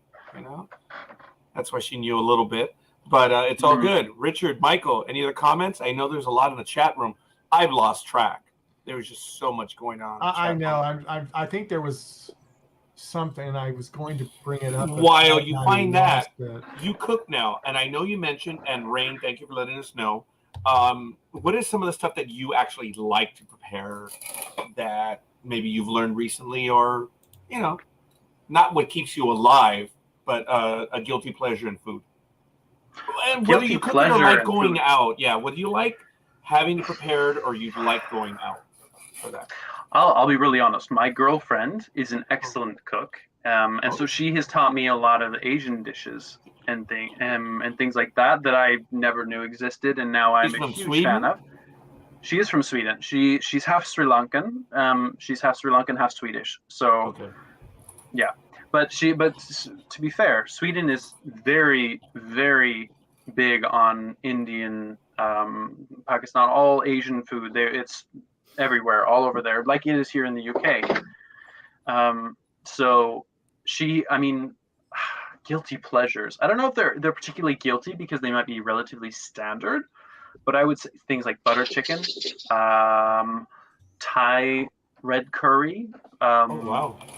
I have learned to make a sort of Chinese style crispy sesame chicken, which I am a huge fan of. It just takes a little bit of effort, so it's not like an everyday thing. So, yeah. Aisha's just west of you. Oh, okay. Yeah, over by Stonehenge. Tiffany says curry. Yes. Yeah. My girlfriend has definitely widened my horizons when it comes to Indian food, because to be fair, I just didn't used to eat much of it, not out of any preference or dislike. It wasn't one of those things. Did someone comment there, Rain, about your food preference? My food preference? Well, I just spent a bunch of time in Scotland, and I had something that you will not believe was the most excellent food I've ever had. Haggis? Yeah. It wasn't just haggis. I had something at this delightful restaurant in Kelso, Scotland, called haggis nachos. And you would think that those two things would not go together. No. And I had a hard time. It was kind of a bit of a dare to try haggis. And I'll try most anything unless it's really spicy, because I don't do that. But and I thought at first it's this huge, massive bowl, like a mixing bowl size thing full of nachos and haggis. That was the most spectacular food I think I have ever had. Would you please, Cosmo and Rain, would you share with the audience what haggis is, please? So haggis is the liver, kidneys, and I want to say heart and maybe lungs, but I could be wrong about that, mixed with oatmeal and spices, and it's stuffed into the stomach, I think, of a sheep, and then it's I don't know. I want to say that it's boiled first and then sliced up and fried. It sounds terrible, but it was just literally amazing. I didn't think that I would be able to tolerate it. I took one bite and then I had everybody at the table eating it, including my incredibly picky 16-year-old. We loved it. It was so good. Nachos and haggis would not be the thing you would normally think of going together, but it was amazing. She had to call me afterwards and be like, "You're never gonna guess what I just ate," and she actually had me guessing, and I'm like, I don't know, and I went through like everything that I know, and haggis nachos was definitely not on the list of foods I expected to exist. So that is actually, I think, one of my all-time favorite foods was that combo right there. Yeah, it doesn't look like anything special, but it was that looks really bad actually. But go Scotland. When people think that the food in England, Scotland, Ireland is boring, they are sadly mistaken. The best cheese I've ever had, and I love me some cheese, is in England. Some of the best food I've had in Scotland. Just amazing. So I'm honored to be able to be a part of the culture and lifestyle while I'm here. Aisha is asking, Cosmo, have you ever tried katsu chicken curry? Yes, yeah, I tried it recently, I think, but I think it was more of so I probably haven't had the proper traditional kind. I tried a sort of fusion style katsu chicken curry. But yeah, I tried it and I love it. I mean, I just love food in general. I mean, like my mom said, it's the same for me, except it's everything. I will just try everything once at least. There are very few things that I do not like. That's fair. Sally says Jersey milk. There's something there. There is something there. So it's a bit of a family joke, I guess, so Jersey milk. So when we first came to the UK, you have normal milk, and so when my family and my mom and I, we had a farm, and I used to milk the cow. We produced our own milk for our house, and so like the cream on fresh milk is so much better. You skim it off the top, you put it in your coffee, whatever. It's thicker, it's tastier, there's just more to it. And so we, later, after we didn't have a farm anymore, you resign yourself to subpar milk, basically. And I'm not a huge milk fan in general anyway, but then we came to the UK and we tried Jersey milk, which is where our milk cows were from. One was a Jersey cow. And we tried Jersey milk, and we're like, oh my God, this is amazing. It goes so well with everything. It's creamy, it's delicious. And so it's a bit of a family joke now that when we come to the UK, we have to get Jersey milk, because Jersey is an island between the UK and France, for if anybody doesn't know. And they just, the milk from Jersey is amazing. Ugh, it's stupid good. And I'm not a milk fan, so take that for what you will. So, Rain, his line about growing up on a farm is real? I mean, he really grew up on a farm? Yeah, he really did. We had a very kind of, I guess what they call them now are micro farms, mini farms, something along those lines. We had a few acres and 2 miniature milk cows, tons of chickens, goats, ducks, turkeys, all of that sort of. Did Cosmo ever have to kill the turkey or the chicken? Yeah, he did. We did. We ate what we grew. I kind of had this idea of self-sufficiency in mind at the time. And so we had this little farm and we grew a lot of our own produce and, vegetables, fruits, whatnot, and our own meat. So he would cut the neck or the head off a chicken or a turkey, whatever, with his hands or a blade, I imagine. Right. I'm not nearly good enough at karate to do it with my hands. Okay, well, Cosmo, what the hell, man? You got taken out by Kelly. What up, dude? What can I? But he did, and he was the chief milker because he wanted to. So lest anyone think that my children were brought into servitude, that wasn't the case. He's always loved milking. Because it's a comfort thing, you have these warm cows, your milk cows, and you go out early in the morning and in the evening, and he always loved like physical labor as well. So he is an excellent fencer. He can build a fence. He can, Not in the sword fighting way. In the building. Not fences. in the sword fighting way. I actually Yes. got that part, but I'm not gonna let something go. All right. Yeah. That is absolutely awesome. But Rain, would you please clarify? I did not live on a farm. I only visited a farm. Chief milker, please. Yeah. I've never heard that in my life. I'm an old man. I seek clarity. He did the majority of the milking. We just had 2 cows, and they were miniature cows, so it wasn't like a massive production. But he would get up at 5 o'clock in the morning, and this is when he was a teenager. He was 15, Miniature 16, 17. cows? I see Roger mouthing miniature cows, and Richard probably looking it up. Yeah. Yeah. Yeah.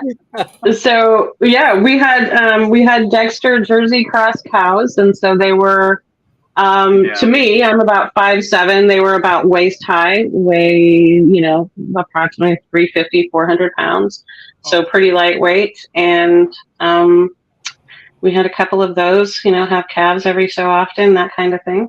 Yeah, we did it. Actually, I was looking up the Breaking Bad scene where Jesse says cow house because he didn't know it's a barn.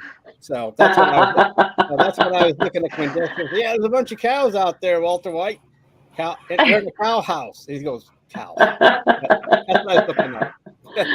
Well, so if you were to ever ask Cosmo, what were you raised in a barn? He can kind of say, yeah, because he spent a lot of time in a barn. So, that would be a fair statement. So, Cosmo, being that you were raised in a barn, what did you do in the barn? I'm just curious. Well, what can I say except I was chief milker. Oh, you are beyond team player, buddy. Beyond. There's a lot of ways we could go with Chief Milker, and we're not going to go. There's a lot of different ways. This is why I wish he hadn't said that. But you know what? It's done. It's too late. It's live. It's done. You know what? That's fine. I just have to change my Instagram name, my Facebook name to Chief. I might even take some advice from some of the commenters and just put that on my OnlyFans as well. Oh. Well, that may get you some fans just because they say Chief. Yeah. That will raise some eyebrows. So yeah. However, it will be a big question when they go in, and it's just pictures of milk. Dude, I mean, Cosmo, it'll work. Hey, that would be so cool. That would be just funny.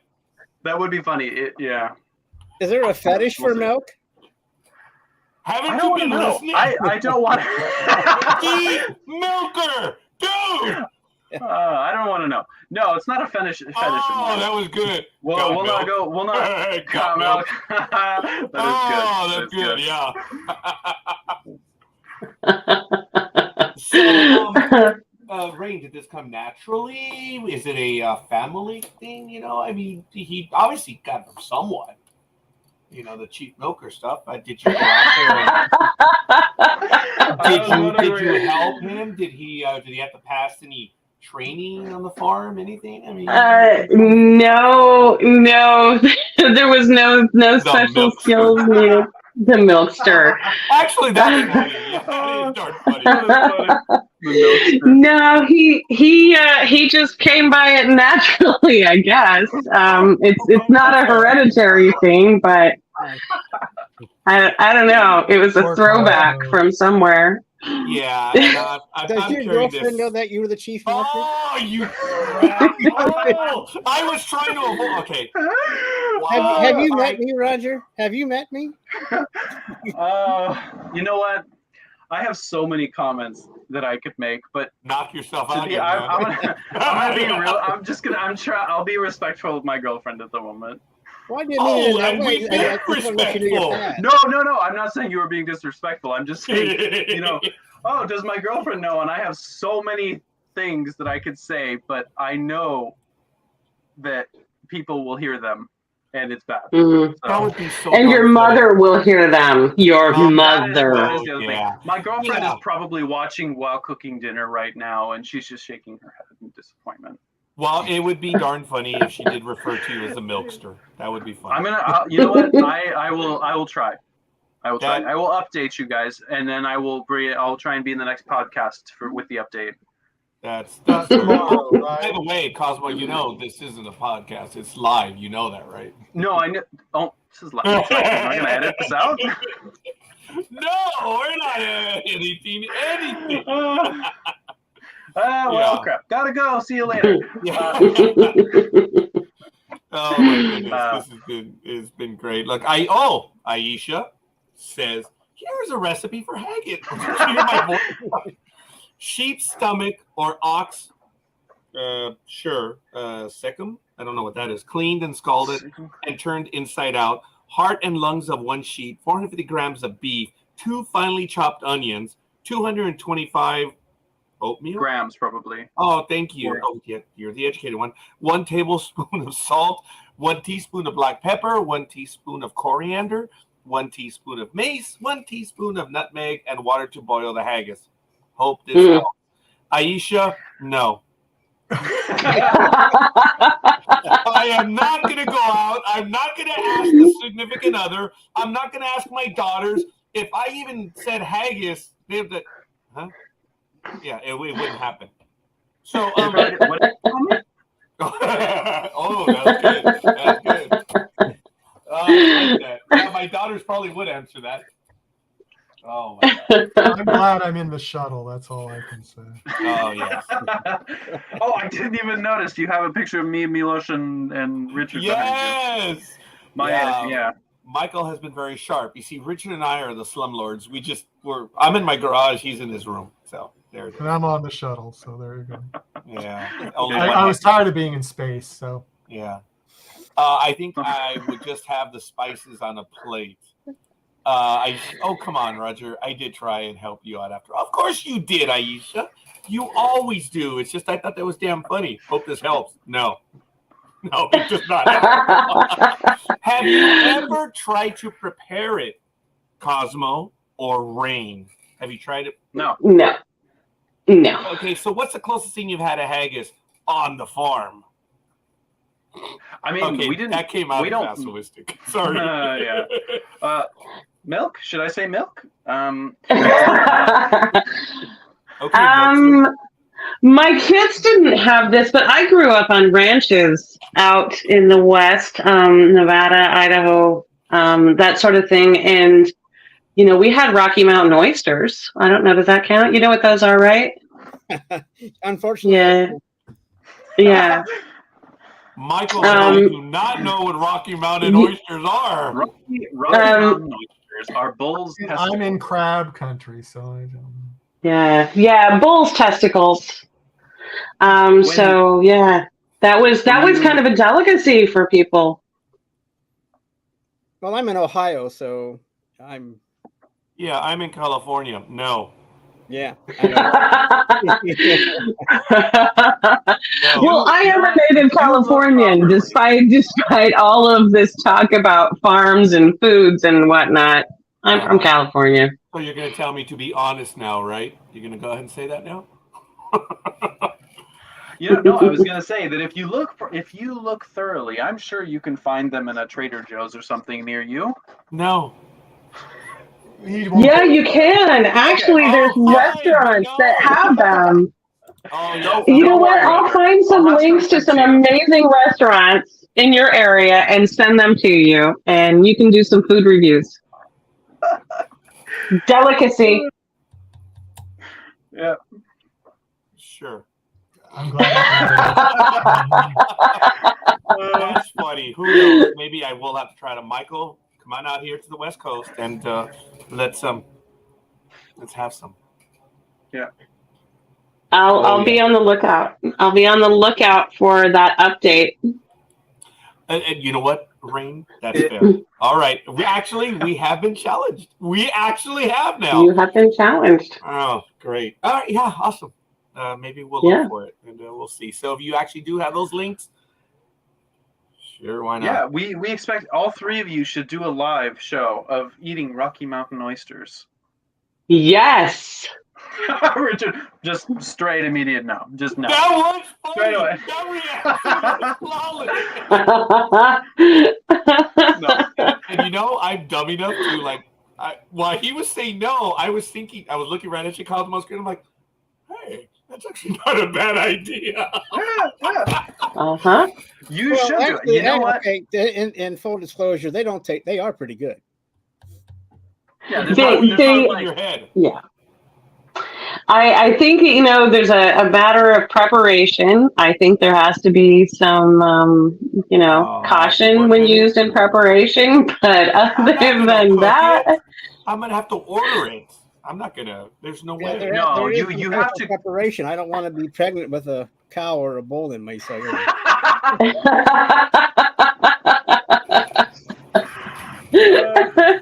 Cosmo, I apologize. I know we spoke before the program.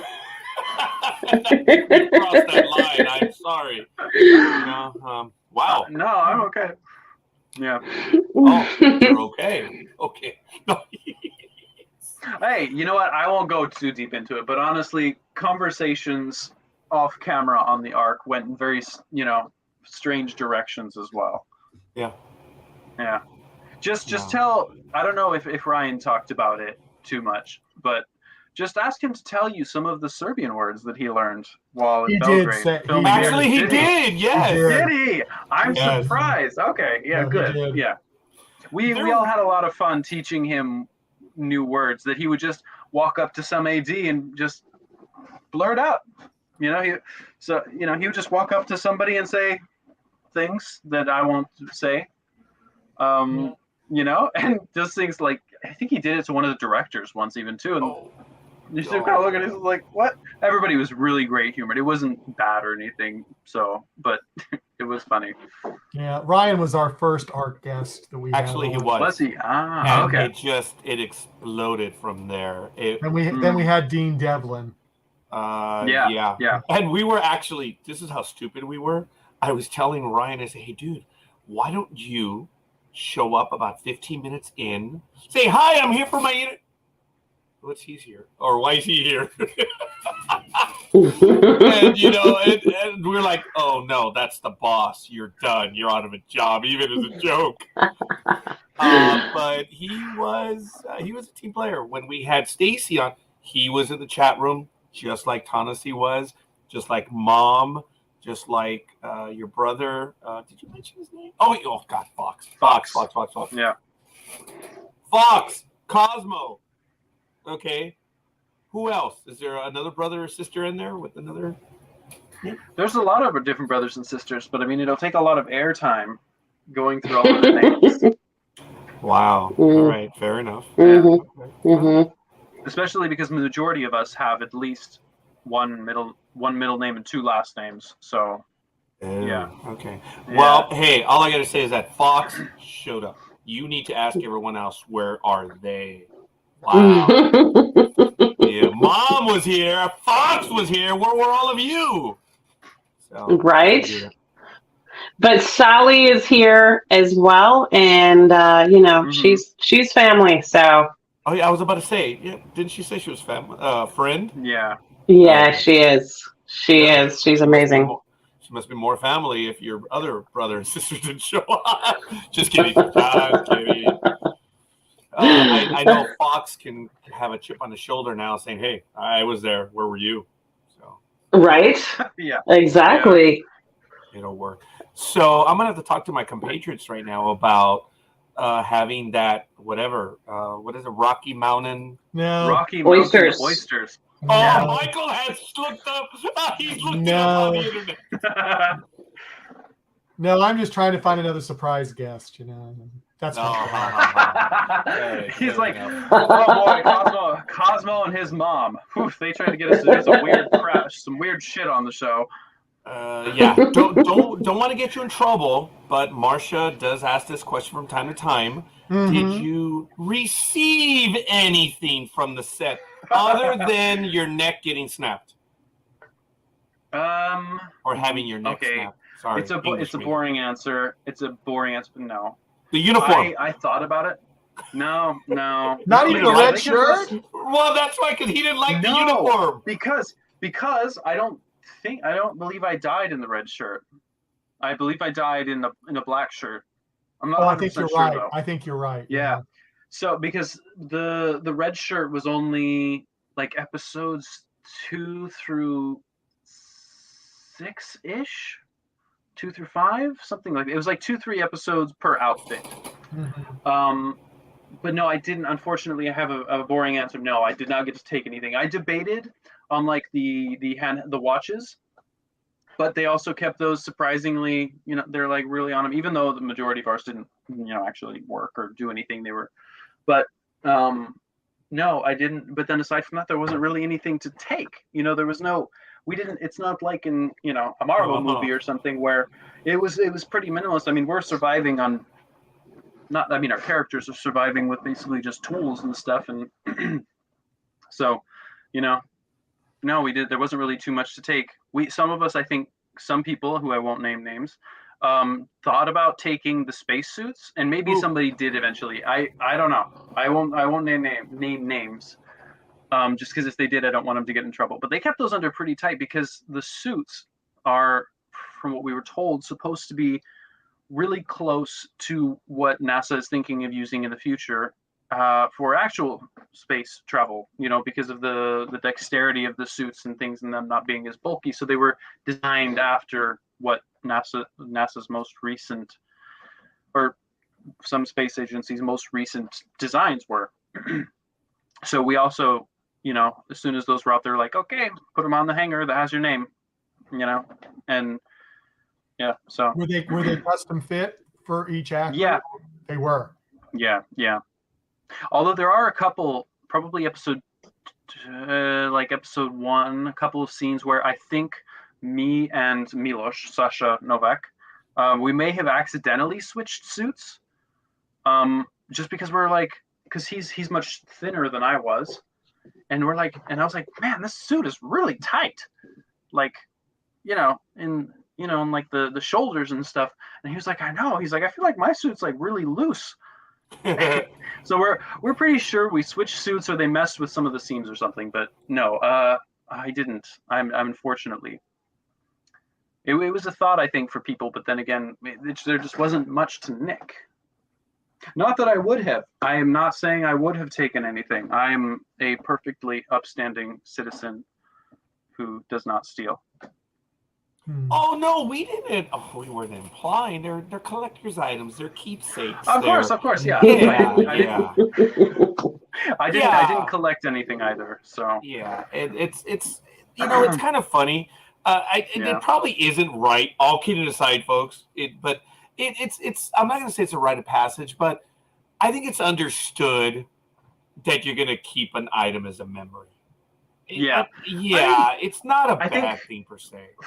For this cast, I don't know about some of the other actors, but for the most part, we I think just had a lot of photos of good memories and things like that. There wasn't too much materialistic things that signified as much, but there were a lot of photos of everybody together, or all of us on set together, especially those days where we had the big group scenes.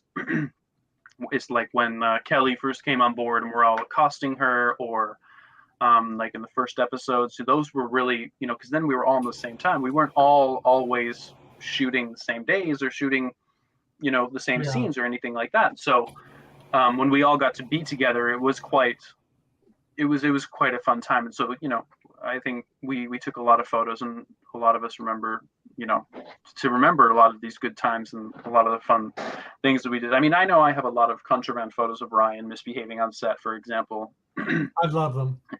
Yeah, Wow. yeah, I'll send them. Yeah. There was quite a bit. Yeah, I mean, yeah, they were amazing. I think Shalini posted a couple of photos that had been taken, and some of the videos and stuff. But yeah, everybody was it was amazing. Yeah, well, I remember I was, which you might get a kick out of. I was involved with a fan film project, and I started with them in 2008. They had made 2 movies at the time, and after I joined, they all decided that we needed to build sets. So we ended up building sets in Georgia of the original TOS Enterprise. Bridge, conference room, transporter room, corridors. Wow. I mean, it was something. Wow. Yeah. And I mean, and what we did is when we had guests come on and that were in an episode, the guy who was in charge of the set building would give them a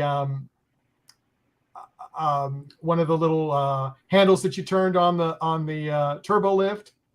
He would give one of them to everybody that wanted one, and then he'd say, "Oh, okay, I got to make some new handles for the set," because he'd give them all away every time. But that was so cool. Yeah, that was actually having your own part of it. I do know that someone asked you a question. No, that's a roundabout. I don't know how and why I said that. But someone commented about being on set for you. Oh, yeah, that's right. Yeah, and I'm sorry, folks, and repeat the question if you can. But they asked, how did it feel being on set? But in that, did you feel claustrophobic at times? Or how was it being on set? On the ship, of course. Did you ever feel on the ship?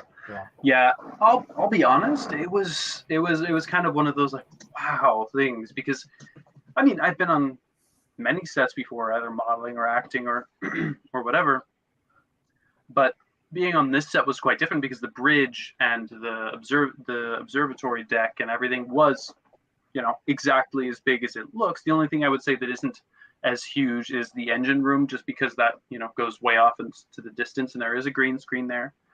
But everything else was true to size, true to life. There was the big stairs that went up when you see the first shots of us getting on the Ark, and the speech and William Trust talking to everybody for the orientation. That was just as big.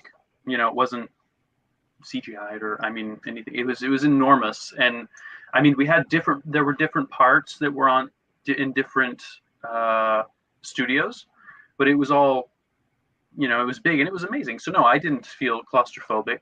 The only time I think we had any like kind of claustrophobic or like small space issues was on the shuttle, which was, just small as it would be, but it was still life size. They still built the whole shuttle, not wings and everything, but the inside of the shuttle and, the back and things like that.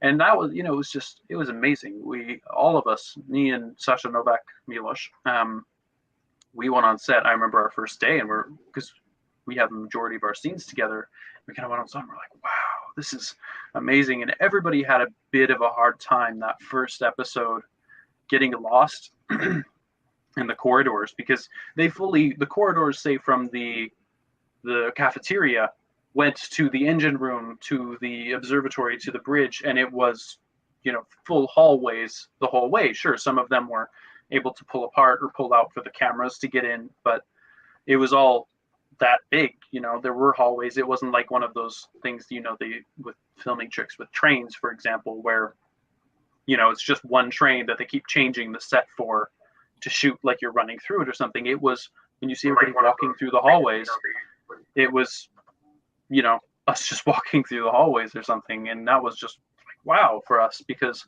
usually you have to be, imagine it, but it was really easy to get into character, into the scenes, or sometimes with some of the life or death scenarios, I think, feel like, oh shit, we're really on a ship that's going down or whatever, because it felt very immersive. So that was the long answer to your question. No, it's good. I appreciate it. Like I said, someone did have it in the chat room. Aisha has a question. I'm gonna put it up right now. But how do you feel about Japanese anime insofar as have you ever thought about voice acting in one?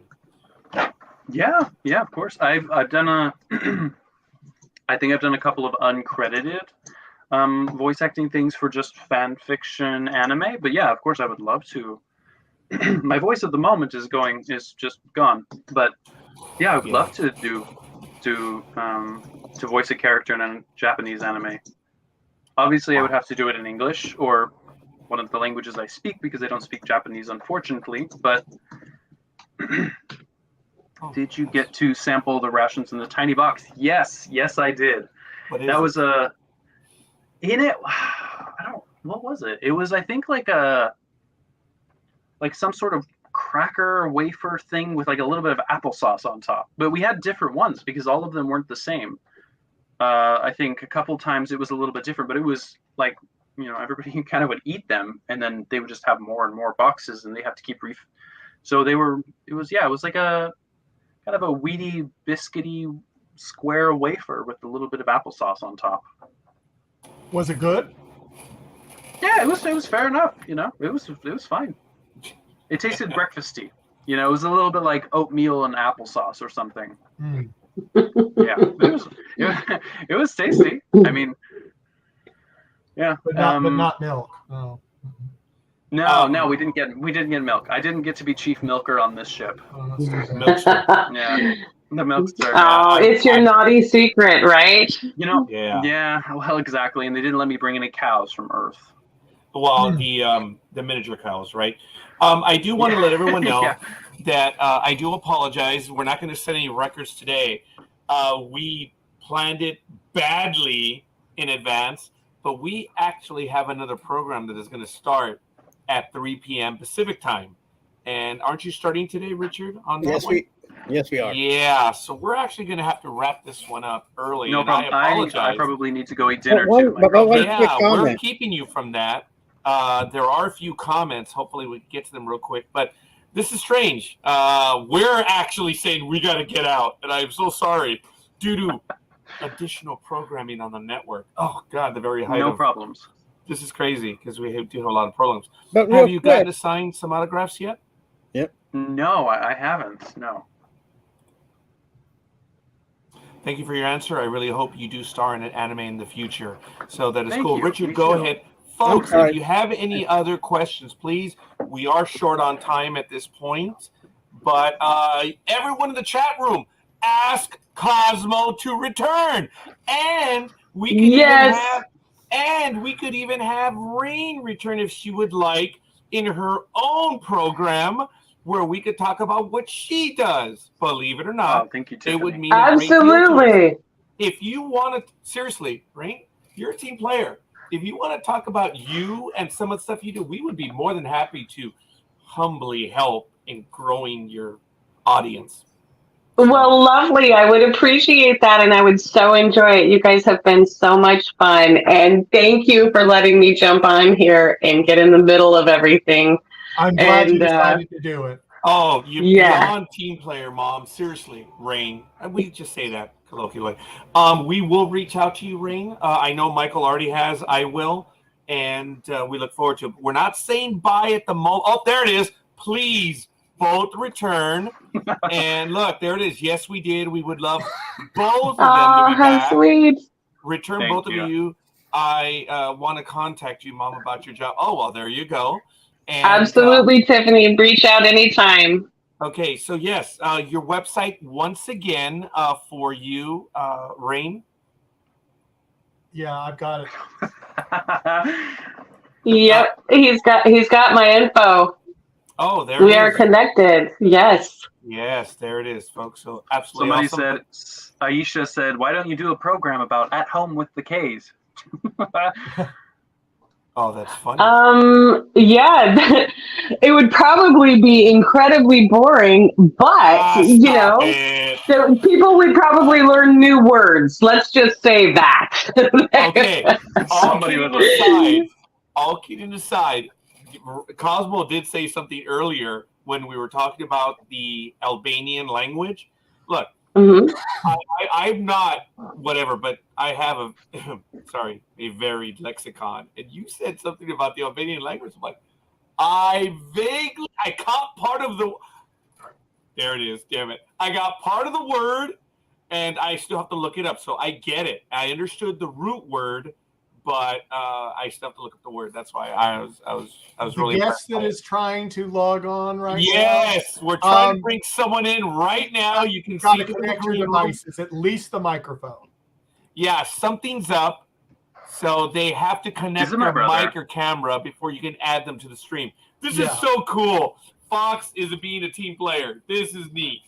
Oh no!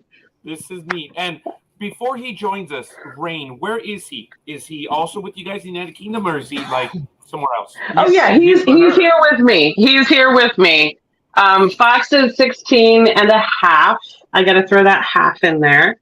And he's just in the other room, actually. So okay, now here's the funny thing. Cosmo got in. Rain got in.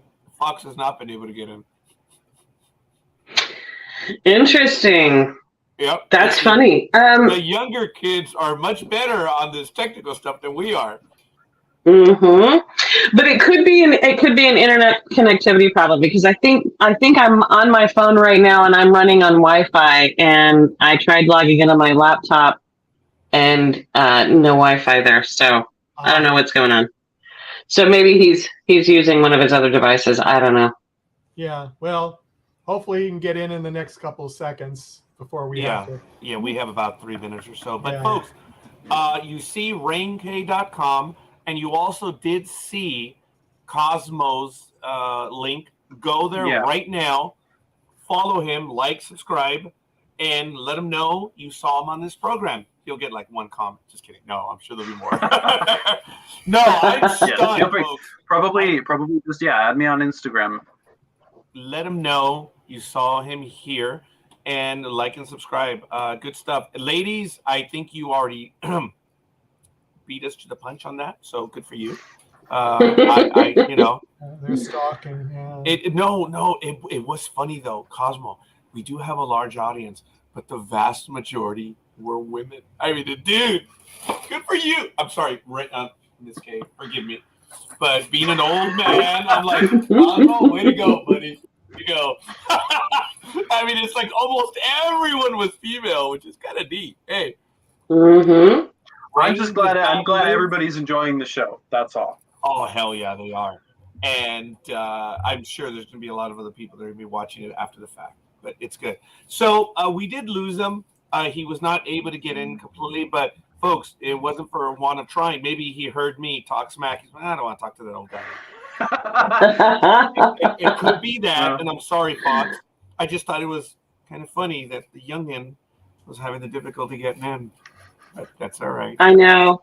Win for the mom and the old folks, right? At least I got it done. Yeah. So that is cool. Gentlemen, anything else that you have on the side? Well, I was just going to say that as far as the miniature cows, they can still have them in that room with all the genetic stuff. So you might still be able to have your cows. Don't worry about it. You know what?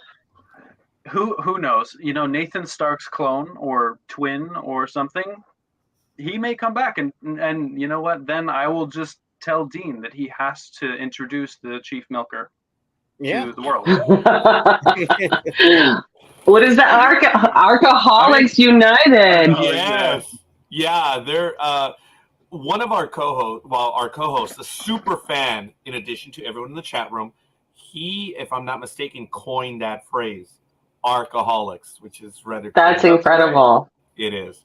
And, well, I don't know how all of your followers feel, but personally, I think that everyone should vote to bring Nathan Stark back to life. So he needs to be regenerated.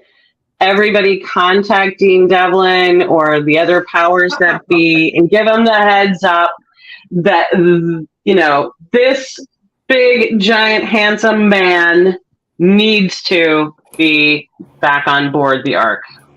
Yeah. I'll he go will with be that. Generated as David Tennant. Oh, I get it. Well, but that would be so awkward for me because David Tennant is my Doctor Who crush, and I don't think that will work for me. Well, then Matt So, Smith. He's Matt Smith then. cool.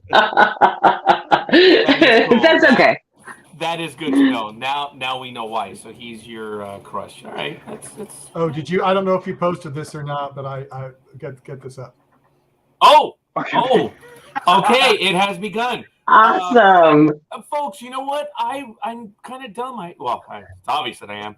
All of the groups. Shut up, Richard. All of the groups that are here, the fan clubs. Oh yeah, that's real. Yeah, Cosmo, we can't fake that. All right, that's real.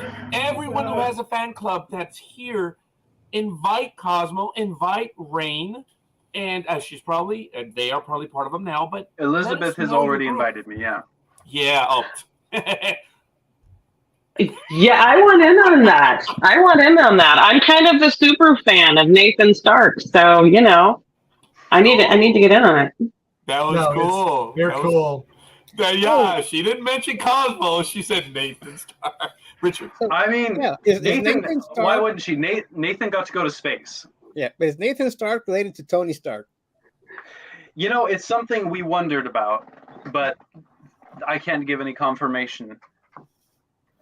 Because if you're wearing some armor, you'd be protected. I know. Oh. Well, at least I wouldn't have gotten my neck broken. But yeah. Okay, so in that fraction of an instant, what was your thought about Kelly? What now? In that fraction of an instant when she ripped your neck, what was your thought to her? It's like, I was only asking you for the time, woman, or what? What? Yeah, I was just like, I think for me it was mostly just confusion because I was just like, Ark 15, what the hell is that? Just kind of like, and then I turned and then she's like, so it was just more confusion. It was more like, huh? Because I think, for me, I think Nathan's not super high up on the food chain. And like Garnett had announced things about, I think Ark 15 existed, or maybe. Because I mean, we had the future script, so it's hard for me to tell. But I pretended like Nathan, he didn't really know too much about like Ark 15. He was like still computing because he's smart, but he's not that kind of smart espionage wise. Mm-hmm. Or else, obviously, he was worried about the engine room. That's why. Yeah, I'm just trying to fix stuff. That's what I like to do. And then I'm like, Ark 15, huh? And lights out. And then all kidding aside, the Ark fan group, as well as the Ark series fan group, and I say this in a good way, a rabid bunch of individuals, good souls. They're helping to get word out in the program. They're following you. And they're from all over. They are. Other countries. It's crazy, Cosmo. Yeah. We look forward. We're going to have to do that program on that Rocky Mountain, whatever. So no. Okay. But I will be waiting. I will tune in. Okay. Tune in. Maybe we'll ask both of you to join us at that point. Maybe you could. Now, now what we need to do is to get we're going to get your fan groups now to start this campaign so that all three of you will try Rocky Mountain oysters together at the same time. Oh, yes. And then you can try haggis nachos. Oh, okay, well, let's not only if Cosmo comes to the U.S. and. No. I know that won't happen, so that's why I said it. So. Oh, by the way, Cosmo, do you want to go to a convention? Fans want to know because if they want to meet you, and if we have conventioneers and programmers across the United States that watch this program, you want to be a guest. You do, right? Sure. Yeah. Hell yeah, there it is. Cosmo Kay is willing to go. So check it out. Absolutely. How fun. You guys will love him. We're loving him now. There's no doubt about it. So if I do come to a Comic-Con or a convention as Nathan Stark, I'll have to wear a bodysuit where my body's face the other way, but my head is this way. Just as a that's funny. That's good. All the Ark fans will get that one right away. That's creative, young man. That's fast. Folks, I apologize. This has been great. Everyone in the chat room, you guys are amazing. But when it comes down to it, what a combination. I want to give a shout out to Fox. He did try to get in, but for technical issues. Thank you, Fox, for commenting. Rain, you're awesome. I'm hoping that we get to have another conversation with you. And Cosmo, yeah, I don't think you were expecting any of this. I want to thank Mike to get some of it to go. But, young man, it's awesome. It is. Thank you guys for having awesome me. It was a great time. And Cosmo, I'm we'd like to glad. have you back if you'd like to come. We'd love to have you back. Yeah. Anytime you Thank want. you all for letting me join in. I really appreciate it. It was so much fun. What was this your first one, Rain? Yeah, that was entertaining. I mean, I've been involved in other sort of. Oh wow! You know, this was fun. I've been a part of podcasts and live things before, but it was all a little bit more, you know, different scope of topics. Let's put it that way, relative to the other part of my life. So this was the absolute most fun ever. All right. Oh, well, come on, Mom. We know you talk about balls and milking, you know, in your daily life. I do, because, you know, there's a group of us that talk about balls and milking cows, and, you know. I just loved all of their reaction, because people just don't say that to their parents, but I can get away with it. No, it was instant, man. All right, guys, this has been incredible. We're going to have to let you go at this point. And all right. Thank Cosmo, you. Love you. No, we do. We love you, and we appreciate you, and we thank you. And Cosmo, we're following your career. Can't wait to see what else you do. And anytime you want to talk about the project, any way that we can help get word out, that's what we do. Yeah. We live. Let me know. I'll tune in. I'll tune in to talk about the nerd crap too. So I'll talk about it all. We may reach out to you for House of the Dragon when it returns, but we know you're working, so who knows? But we'll see. Sure. All right. Let me know. We're good. Thank you guys for watching. Yeah. Thank you guys for commenting and for everything. Bye. Yeah. Bye. Right. So, folks, we're going to end this one. We'll see you guys on the other side. And as always, peace! And I know you still haven't figured